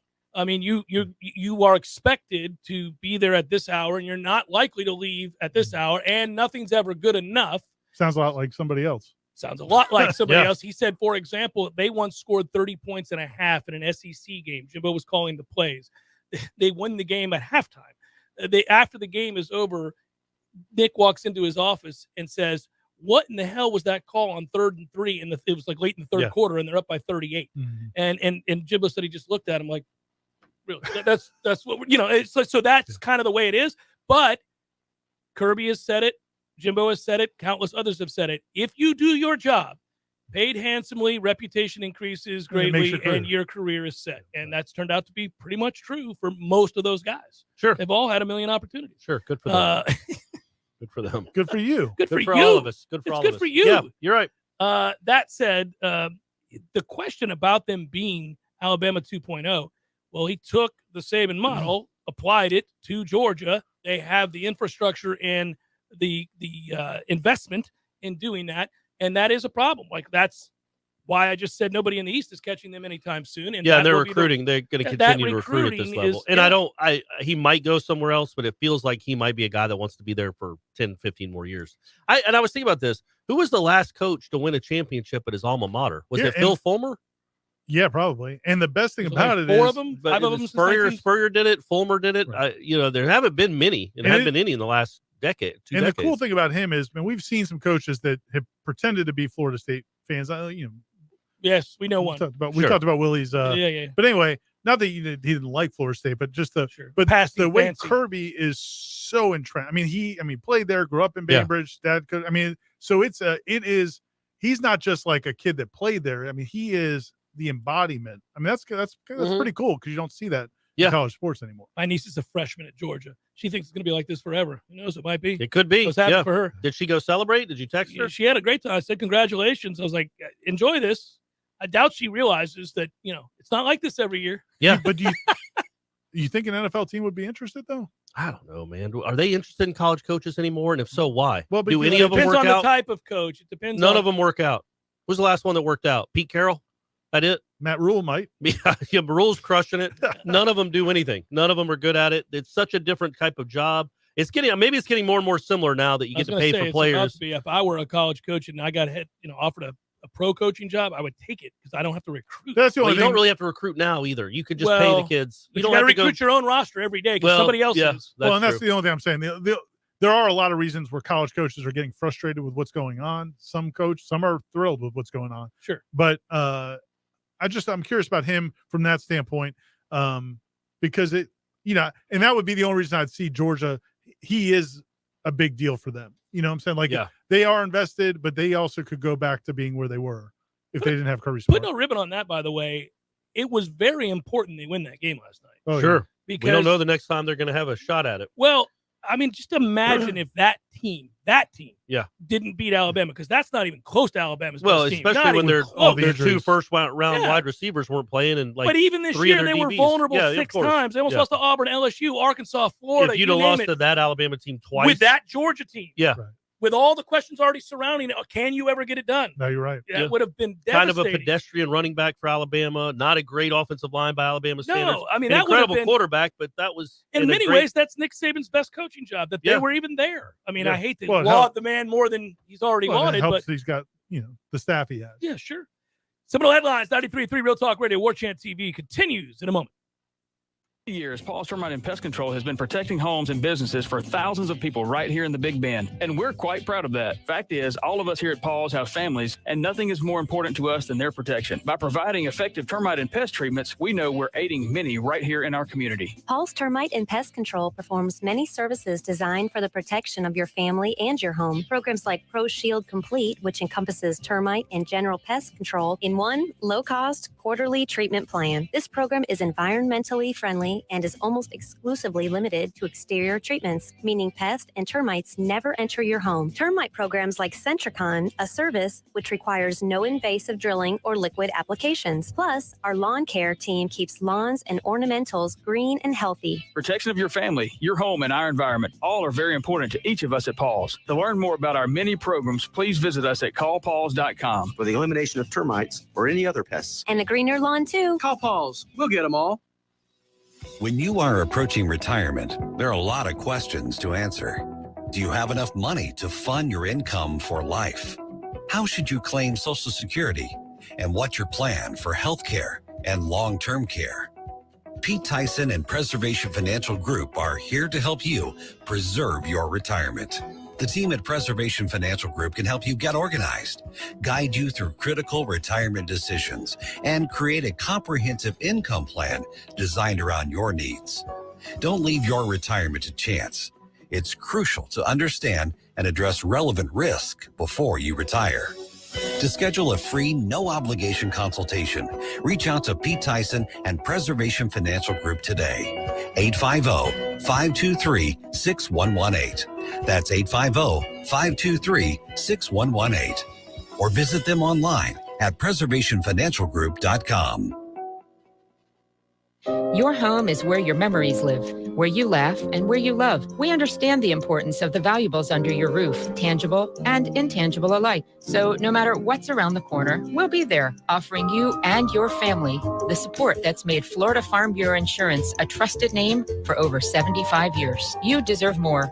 You deserve a promise. I'm Andy Cohen with Florida Farm Bureau Insurance. Please call me at 850-671-FARM. That's 671-FARM. If you weren't the owner of Gordo's and all those wonderful restaurants, Eddie, what would you be doing? You know, I think I'd want to be I don't know what I'd want to be, a boat captain or a cowboy. You know how to use a lasso? No. You'd have to do that if you were a cowboy. Yeah, but I've never even been on a horse. It's not my place to be on a horse. I agree. And the horse thanks you. Gordo's, bringing the flavor and flair of Cuban food to Tallahassee since 1996. Did you know metal roofs' survivability far exceeds that of traditional shingle roofs? It's time to consider a metal roof from Metal Roofing Sales of Tallahassee. We provide the best quality, least expensive material and accessories in the area, as well as material pickup and delivery. Our painted panels qualify for the City of Tallahassee's low-interest Energy Star loan program also. And don't forget about our veteran and law enforcement discount. Give Metal Roofing Sales a call today at 536-9123, 536-9123.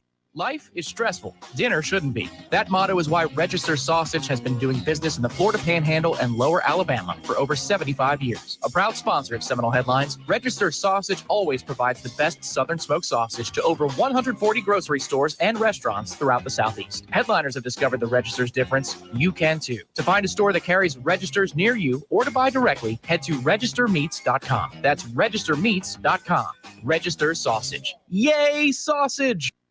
Seminole Headlines returns now. Head to YouTube and search for Warchant TV today to catch the show live or on demand. Now, here's Jeff Cameron, Ira Schofel, and Corey Clark. Afternoon, guys, and congrats to Corey. First the Braves and now Georgia. What a year. What a year. Congrats to Jeff for winning the wager, and congrats to Ira for being the 5-star that we know he is. I sure hope that the big money people and NIL donors watch the game and see the type of athletes that we're going to need to bring in to be on. That seems to be a recurring theme here, that when you see the level of athleticism there, you turn your head over here, you go, ooh, this ain't close. Yeah. This ain't But close. if you watch the Outback Bowl, you'd be like, well, Florida State could belong on the field with these guys. Florida State can play with Kentucky and Iowa. Condescending ass. No, I'm saying it's like true. when you do that. But I'm saying that's the next step. You want to get to the Outback Bowl, and then from the Outback I'm just Bowl, saying, man, from the heights that we've been, I know, I got it. But you're like, Jeff, they can aspire to be over in Orlando. I'm saying the next they can step. aspire to be, First step's the Outback Bowl. Next step after that is looking like Georgia and Alabama did last night. Gentlemen, thanks for the great show, writes Steve. How did the ACC refs do last night, in your opinion? Does the SEC do the refs let them play more in the SEC? Unsure if Corey can even chime in here because I suspect he spent most of last night in a dark room rocking back and forth. No, I watched it all. Watched every single play. It meant more to him that the Braves won that title, It did, Steve, yeah. for a lot of reasons. We're not going to get into it. Much more invested in the Braves than Georgia, so I wasn't as nervous. I wasn't nervous at all. I wasn't even mad on the fumble, the quote-unquote fumble. I didn't think they had by ACC standards, it wasn't a terrible game. I don't understand the kick-catch interference. Yeah, they missed that. They don't call that. They don't call that. They never any call it, Saturday. and they never ever call it. Unless People the are guy- going unless boo right it's- next to you every time. Yeah. Unless the guy drops it or something. Unless something happens. But he didn't touch I him. know. They never. I didn't even know that was. There's no halo anymore, is there? No, there's not.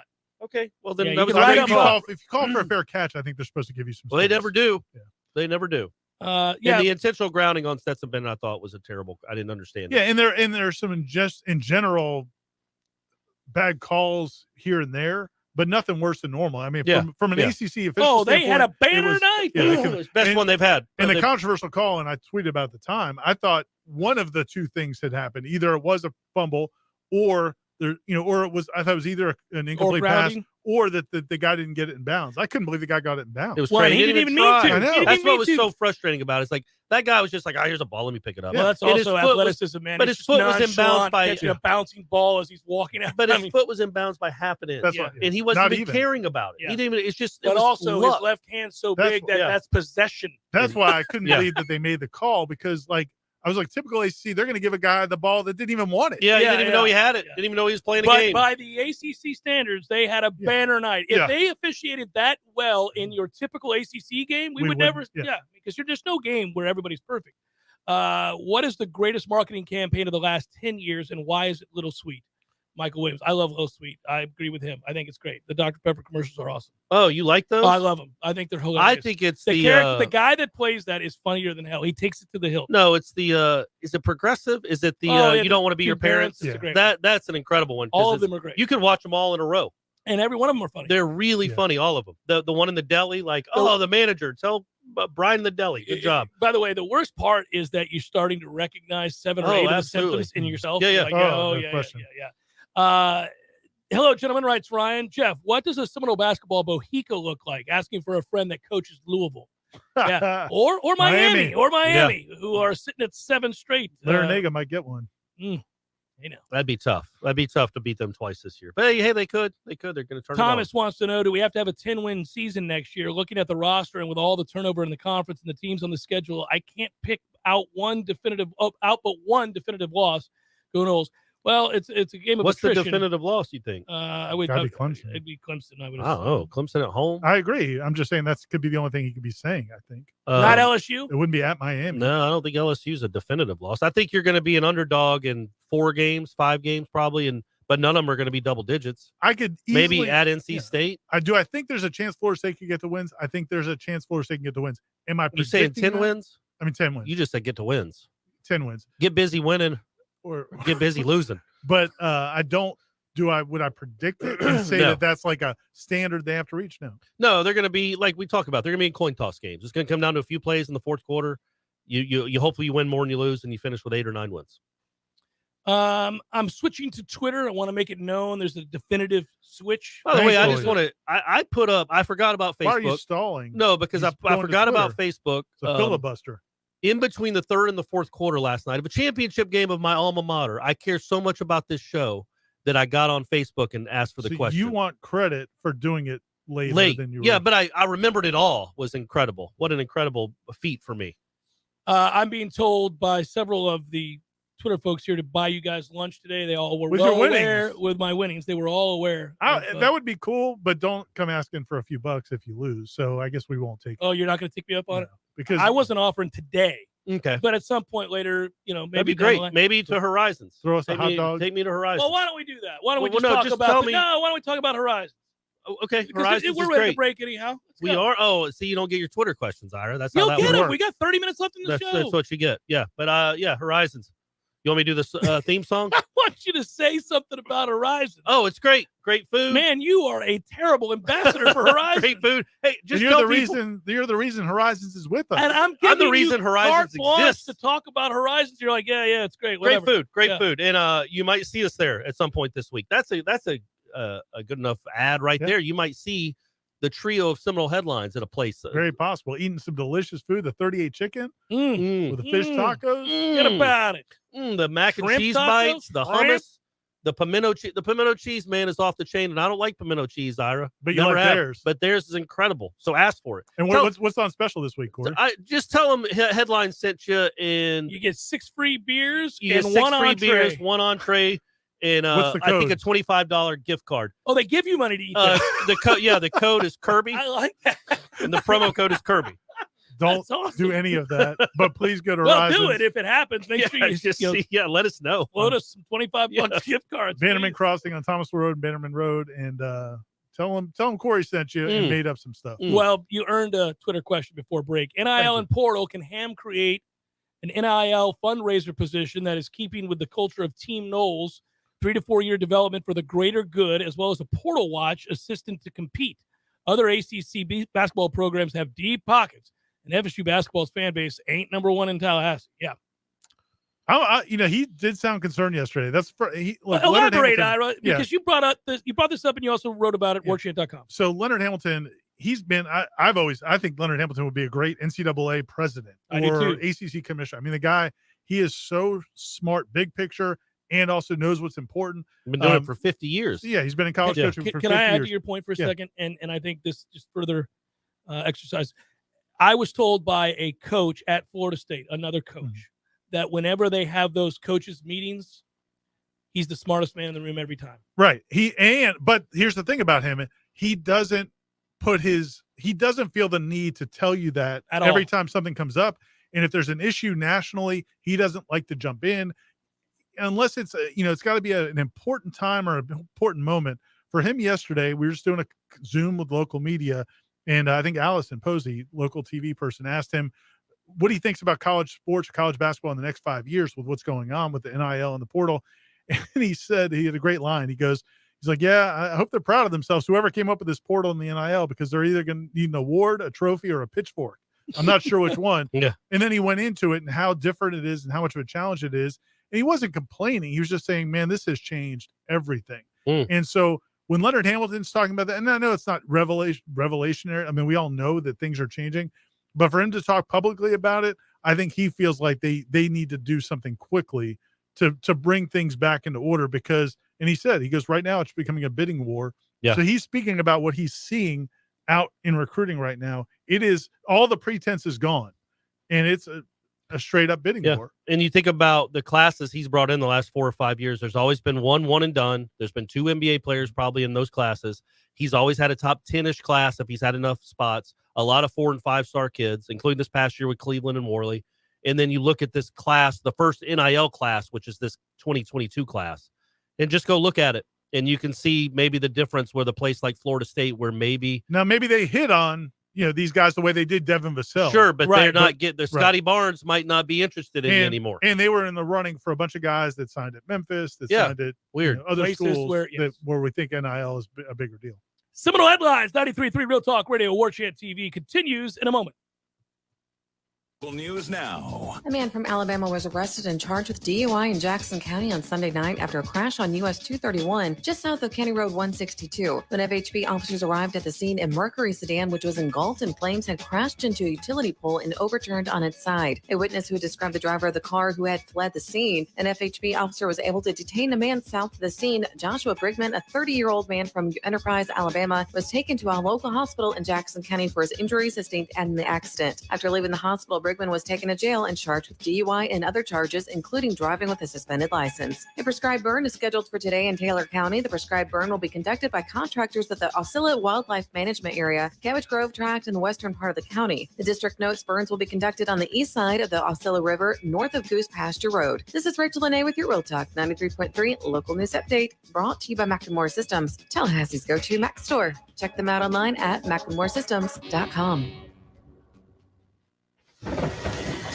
This is meteorologist Paul Trombley with your Real Talk 93.3 weather update. Highs around 57 this afternoon. Under clear skies, winds out of the northeast, 8 to 15 miles per hour. Lows around 38 tonight, partly cloudy skies. High temperatures reach up to 60 tomorrow. Cloudy. Low 60s Thursday and Friday. Another look at the short range. We should top off around 57 this afternoon. This report is brought to you by the Lawn Johns. For all your landscaping and lawn care needs, visit thelawnjohns.com. Right now, 56. There's fun to be had every night at the Corner Pocket. Take home prizes on Trivia Tuesdays and Beer Bingo Thursdays. And kickstart your weekend with Martini Fridays. Plus, happy hour runs every weekday and game day specials every time the Noles take the field. Watch all the best games at the Corner Pocket's Vegas Wall, featuring 560 inches of flat screen TV heaven. Oh, really? The best food, the best drinks, and the best place to watch all the games. Tallahassee loves the Corner Pocket. Life is stressful. Dinner shouldn't be. That motto is why Register Sausage has been doing business in the Florida Panhandle and Lower Alabama for over 75 years. A proud sponsor of Seminole Headlines, Register Sausage always provides the best Southern smoked sausage to over 140 grocery stores and restaurants throughout the Southeast. Headliners have discovered the Register's difference. You can too. To find a store that carries Registers near you or to buy directly, head to registermeats.com. That's registermeats.com. Register Sausage. Yay, sausage! Dana Lash from 9 to midnight. Marxists say you can't ever escape the status into which you are born unless Uncle Sam lifts you out of it. Marxists tell you that Uncle Sam has more power than you. You have more power than Uncle Sam. And all the successful people, like Winsome Sears, know this. And that's why they can't acknowledge her a second way. Because acknowledging her is a recognition of that complete defiance of their narrative. Dana Lash from 9 to midnight. 9 to midnight on Real Talk 93.3. Seminole Headlines is brought to you by Register Sausage, serving the Florida Panhandle and Lower Alabama for over 75 years. To find a store near you or to buy directly from Registers, head to registermeats.com. That's registermeats.com. Seminole Headlines returns now. Head to YouTube and search for Warchant TV today to catch the show live or on demand. Now, here's Jeff Cameron, Ira Schofel, and Corey Clark. So you pick in Alabama, Georgia, Ohio State. Anybody else I should name for next year's national champion? I mean, who? USC? I don't know. No. Can we get Twitter questions? Go to Twitter questions. Because he filibustered in the last hour. Shut up. So we only got the one. Shut up. I just want an early prediction. You only get Alabama. one chance. There you go, Alabama. How's that? I'm going to go on a limb. Say Alabama's going to be really good. Probably play for another national title. Up to Southern Cal could be a sneaky contender. You think it happens that quickly? Caleb Williams, you'd be all right. Yeah, they're going to be much better. Let's put it that way. Pac-12. All right, here we go. I'm not trying to be mean, and I consider myself a basketball fan. Why does Raekwon Evans get so much run? Did you write this question? I did not. Is that Jeff? Is that from Jeff Cameron's show on Twitter? It's from NYK FSU CPA. He's a veteran. He's experienced. He's a big kid, 6'4". Hamilton likes his tall guards. And his backup is a freshman that is still learning. But, yes, I thought it was telling that Jalen Worley was in the game in a Down real the stretch, pivotal yeah. moment. Now they put Raekwon in back because it was going to be a free throw contest. But when the game was in the balance, Jalen Worley was in the game, and I think That's you're going the to see. point you I needed think to you're going to see make. more of that. I hope you're right.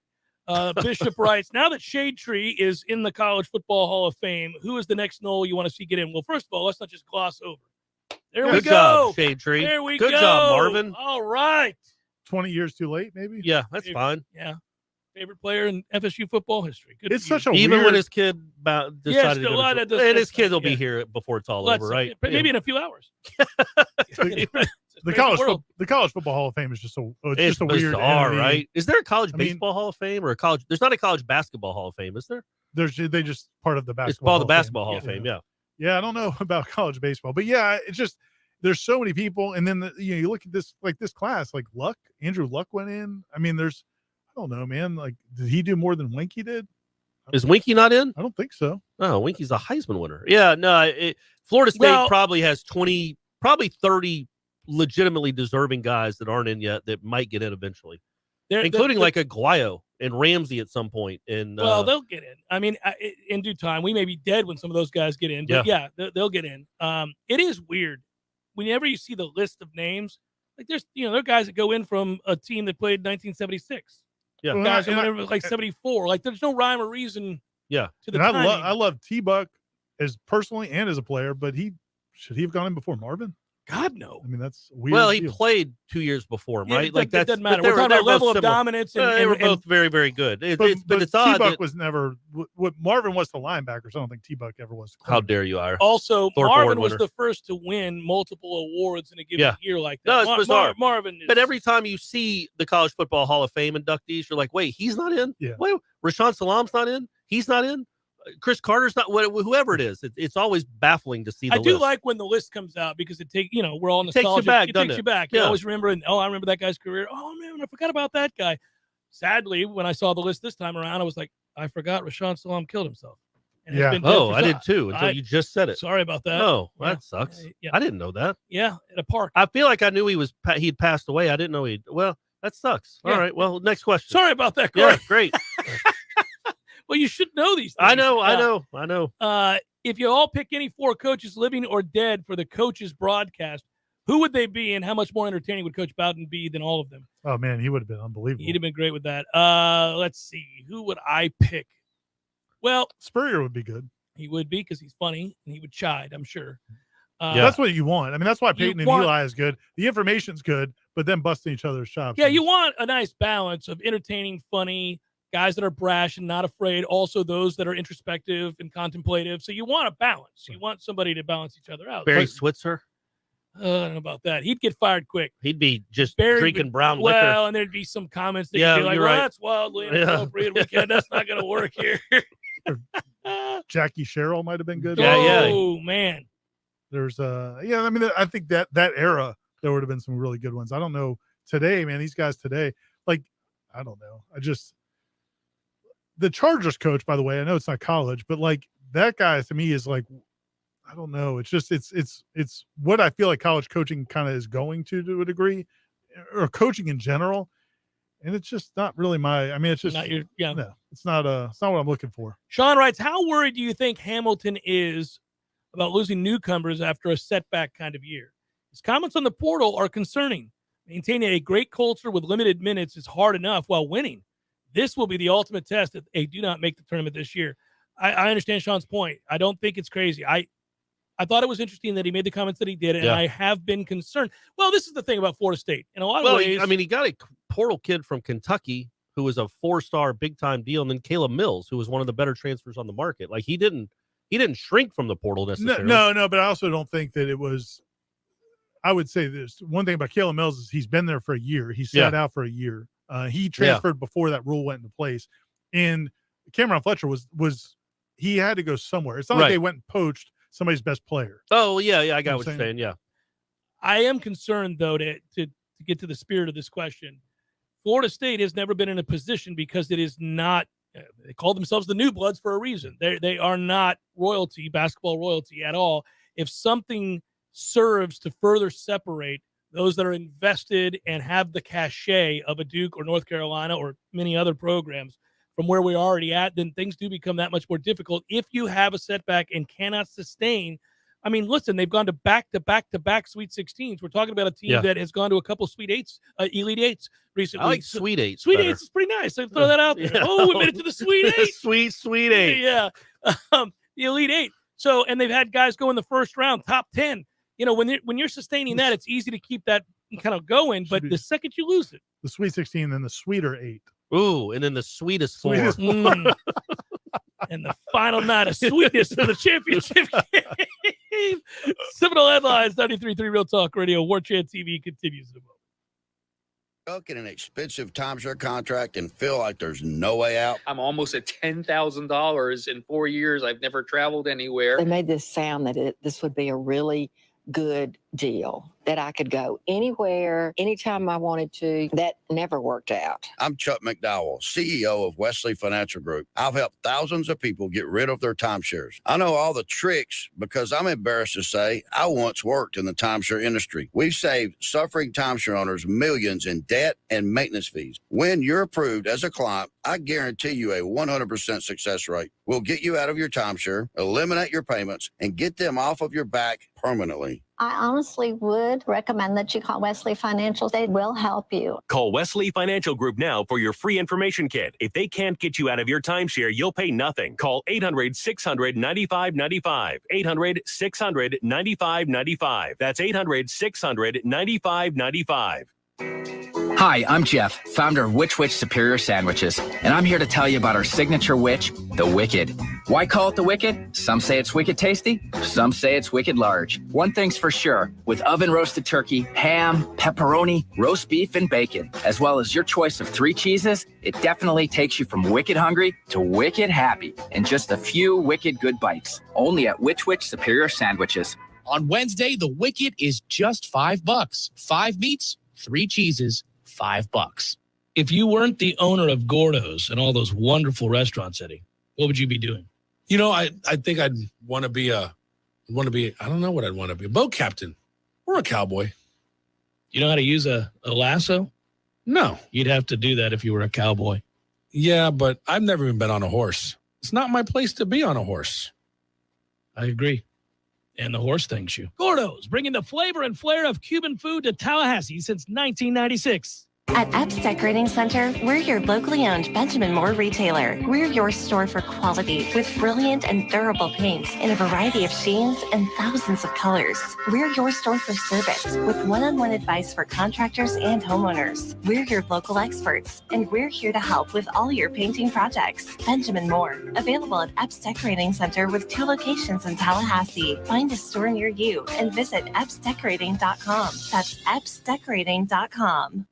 Many orthodontists in Tallahassee can straighten a smile, but at Birch Orthodontics, they're dedicated to providing the finest care possible. The experienced and friendly staff is trained in all of the latest techniques. So whether you need standard treatment like braces or Invisalign, or you have a more complicated case requiring extra attention, Birch Orthodontics is here for you. Set up your free consultation today by visiting birchorthodontics.com, BURCH orthodontics.com, or call 850-877-1692. At Birch Orthodontics, they create beautiful smiles that last a lifetime.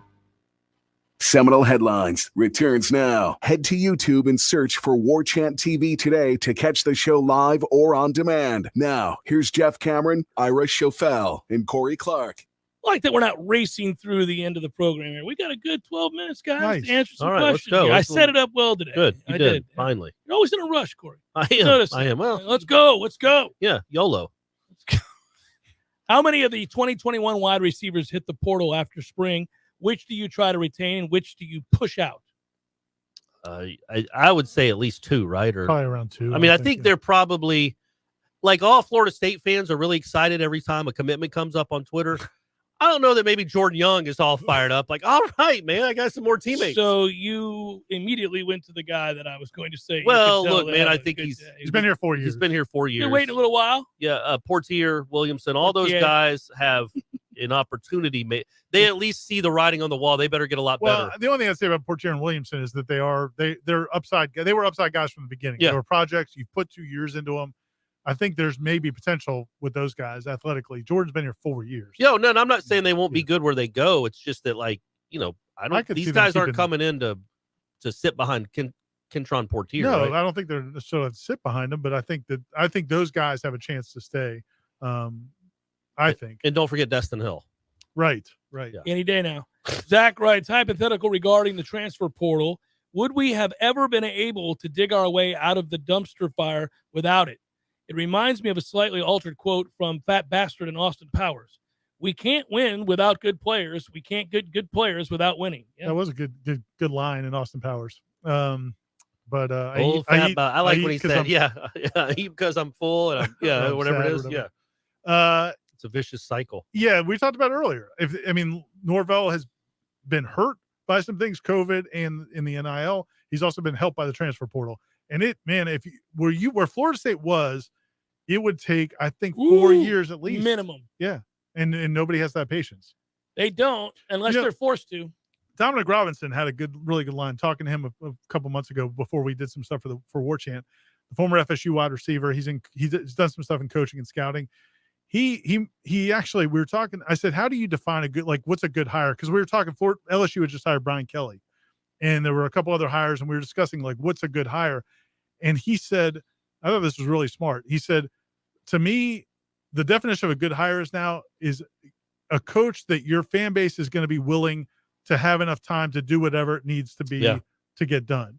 And I thought that's a really good way to look at it. Because so many times they hire somebody and then don't give them a chance. And this car wash of coaches that isn't successful.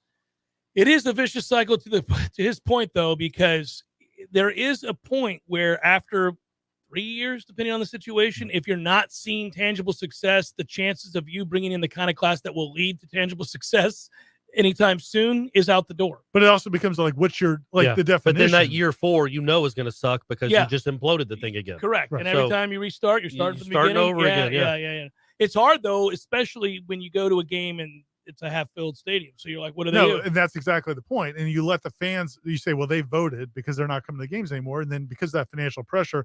But that's where I think a situation like in Nebraska, at least you're thinking, hey, we've got a bad situation. People are going to expect instant results, but he's going to set the standard low early, which he did when he came in. Which was smart. But people are going to give him time because of his tradition, Scott Frost, because of what he's done at that school. But even there, I don't know that people are as patient as. Well, after this past year, I think they're starting to lose all patience because they lost every close game they played in, which was virtually every game they played. All of them. And he kept playing crazy losses. Well, you just can't roll Martinez's sorry ass out there over and over again. That drove me nuts. They got somebody just committed to him. A quarterback just committed to him. Anybody that is. It wasn't Chubba. But I think if you have a situation where if you think you're that far away, you need to figure out a way to hire a coach that fans are going to be able to ride with for at least 3 years. Yeah, well, and you could argue that's what Michigan did, right? I mean, it's one of their own. Right. One of your own. Like Harbaugh goes in there. They gave him more patience than they would have with anybody else. I think Norvell's ingratiated himself to most of the fan base, though, just with the kind of the answers he gives, the access, the passion. Quotes, all that stuff. The answer he gives to your questions anyway. Well, right. Yeah. Absolutely. I actually think, it's weird. We all get asked this a lot about whether we think he's questions? The one. No, about whether or not he's the guy. Yeah. I don't think there's ever been a moment, and again, the Jacksonville State game, he made a massive mistake treating like a glorified scrimmage, and it has set him back reputationally amongst this fan base immensely. That's true. I know you can't exclude that game, but let's, for the sake of argument, go ahead. Pretty much everything he's done up to this point has not given you reason to think, oh, he can't coach, there's no plan in place, he's not going to get it done. Most everything we've seen other than that one night is a guy that I think is building towards something good. Most of us agree with that. Burke writes, what would your assessment of Norvell be if we win 7 or less games next year? That's going to be a tough spot. How you play matters greatly, but yes. It's going to be a tough situation. That's why I said it last time we talked. I mean, I don't want to set a number. Certainly, I don't want to set that number 10. That's the next part of this question. But if you don't get the 7 or 8 wins, I think it's going to be hard to show progress. It's hard to claim progress. Yeah. Yep. Yeah, admittedly, if they go 6-6 or worse, man, it would be very tough to come back from that. Yeah. You need to just Dion will be a co-offensive coordinator. But I do think they're gonna. I mean, I think they're gonna win 7-8 games. There you go, Ira. Okay. Maybe 10. Maybe 10. All right. Okay. I would agree. Now, no more Shade Trees talk. We already touched on. I think we've done the Twitter questions here, guys. So you can go back to Facebook. What are your asked every one of them already? Well, you put it up like an hour ago. What are your thoughts on where we stand after Norvell's rake from the portal this offseason? I hate to talk wins and losses right now, but do you think that puts us in the hunt for the ACC championship? There you go. Look, that might be a bridge too far, but it's hard. We don't know what anybody has. Like, I don't know what Clemson has. I don't even know who's on their staff. All right, but we got 6 minutes here, somewhere in there, 4 or 5 minutes, whatever it is. Let's just quickly go through the positions, okay? Because I think when you look at it position by position and how much better they're going to be this year than even last year, I think you could see a scenario where, I mean, the offensive line, you're bringing back All right, everybody I'm gonna do this you want. for you. Ready? The quarterback room is not better as a room. Right. Well, As I a think room. it could be because I think Duffy will probably be better than Mackenzie Milton Is was Duffy this year. here already? Yeah. Yes. Okay, yeah, that's good. And he'll have a spring. You think he'll be better than Mackenzie Milton was? Who was obviously. Yes. So I think you So it's got marginally Jordan back. better. So It's it's marginally better. Plus, And Jordan is but going I to take think another you think step. Jordan is better than you thought he was last year. And right? he's, probably he's improved. And he's going to probably take another step because you have better receivers and offensive line. Sure, So I would agree that's logical. But I just think it's not a massive step forward. It's a marginal step forward. It's not Bryce Young. Okay. Wide receivers should be much better. Okay. So let's just All go backfield. Running back?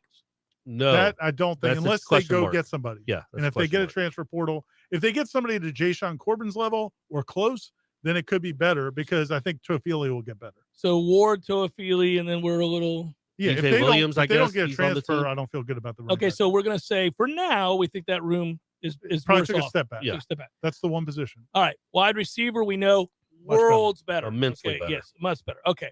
Offensive line. Will be much better. Yeah. I think much better. I think better. I think better for sure. It depends on how healthy everybody is and able to work out this. Yeah, will they offseason. be? A lot Will of they going to guys- avoid off-season No, surgery? Can they work? For Can they work 9 to get months? better? Yeah. Can they get thicker and stronger? Because they Yeah. need that. They I mean, I need just that at think center. They you need bring that. back your best offensive lineman. Yes. And you add in a guy that started at Wisconsin or has started At some of Wisconsin. Yeah. If he's And- healthy, you're getting better there. and another transfer that you like, and then some high school guys that give you some depth. Tight end. I think You they're can't help but get better. Yeah, well, I they mean, didn't lose anyone. I mean, right? They lost honestly, Jordan guys, Wilson. Yeah. Jordan Wilson's a loss. Yeah, but Cam McDonald's back, right? I Yeah. guess. Maybe Yeah. Jackson West takes a big 47 step other up. tight ends. Yeah, you got a lot of bodies at that problem. Okay. But you're not going to be. I don't think you think, oh, you took a big step back. That's not Yeah, gonna change You're it. at least Win-loss treading result. water there at the tight end position. Let's go defensive end. We'll Worse. see. Worse. TBA. Yeah, It's has gonna to be It's gonna be worse. worse. Has to be worse. But whether or not it's a cliff or not. But every other position on defense, spoiler alert, is going to be better. Go ahead. So Fabian Levitt's coming back. Seems like it. I mean, why wasn't That's really important. The deadline is January 17th, and he hasn't announced yet. Yeah. So I don't know why.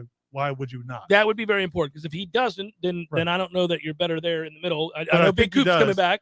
But I think Cooper is definitely here. Yeah. And if Levitt comes back, I thought Malcolm Ray played pretty Got well better. later in Got the better. year. Yeah. Jared Jackson played better last year. Mhm. And then the Joshua Farmer kid. I mean, I think the defensive tackle room is going to be possibly better than it was last year. Linebacker, Better. but not much. We're better though. It'll be better. Yeah, you're better. Not So, I'm Kalen- looking for appreciable success if we're trying to get to 9 and 10 wins. Well, I don't just think I'm not looking for but 10 I'm saying, wins. but if you're better at almost every position than you were last year when Yeah. you won 6 games, 5 games. 5 games. Well, we'll count the Jacksonville State game. No, as a but win. we can't. I'm going to go count it. 6 wins. That was a 6-win season, guys. Then it's reasonable to assume that you're And going then to be secondary, you're better because you're older. Yeah, you're definitely. You know, better. I wasn't Noles, worried about the Cooper. secondary. I actually like and then our you secondary. got Jamie Robinson coming back, which is Yeah. a huge get, and your best Okay, signing was all right, a so and those the two, like at the end of the season, you had 2 true freshmen starting in your secondary. Yeah. Who are going to be back. Yeah, who should Noles be much is better. gonna take and a big Amari leap Cooper's forward, going to be and nice. Cooper- and you're going to yeah. catch theoretically you're going to catch punts. Yes, that'll be that's Yeah, a big one. I was going to special teams there. Yeah, well, they Catching punts. can't be Michael worse. Pittman, I'd like you to be good at wide receiver, but I know you Just have go- to be somebody that just can catch go a catch punt. punts. Go catch a punt. Make somebody miss every once in a while. That's the thing is like it's so hard to know now in college football from year to year. That's correct. What your team's gonna look much like the NFL, like free agency. It's just free agency, so It's hard to predict the conference. that yes, you're going to compete and it's for hard to conference predict even what we still know what the roster is going to be. We don't know who. There's 3 or 4 more spots plus another signing day. Right. But this was a 6-winish team. Let's just say that, and they're going to be better. They We have should be a 1 better. minute. They should have a better roster. Win over Duquesne. Yes. We're going to beat Louisiana. Yes. Louisiana, I say yes. Yes. Yeah. Okay. BC. Okay, come get some. Jerkovich come back Here. Yeah, Doesn't matter. He has come here. Doesn't But matter. it's here. All right. Georgia Tech. Yeah. Wake Forest. Okay, maybe. Yeah, maybe. Sam Hartman's back. That's a tough game. It's here, though. They yeah. lost like 15 seventh-year guys. Louisville. Sure, that's gonna be a tough one. At Miami. Could be a tough one. At NC State. Very tough. At Syracuse. Yes. Can win that one. And then Clemson and Florida. I didn't mention Clemson and Florida and LSU. Yeah. So again, those are 3 big ones. But all those games are within 7-point spreads, in my opinion, either way. I think right we'll have to now, revisit this in schedule January. again. Yeah, that's hard. It's hard to talk about. At the end but none here, of those names scare the bejesus out of you right now. Like LSU doesn't scare you because who knows what they are? We just don't know. Yeah, and their whole roster's changing. Yeah, I do think they'll be better coached than Florida State. Than they were. Oh, than they were. last year. I thought. Yeah. Well, and it's sure. not like they're devoid of But it's talent. also a first game. It's a first game for a coach. We saw. Hey, Mike Norvell couldn't even beat Georgia Tech his first game. That's all I'm saying. Yeah. This green coach has never been through it. He's gonna have a hard Brian time. Kelly's going to be, what do we do? urinating down his pants. Good job, Matthew. And for Corey and Ira, I'm Jeff. Thanks to all of you for watching and listening. We appreciate it. Be well. Don't forget to like and subscribe to Warchant TV. Take care, everybody. Till next time.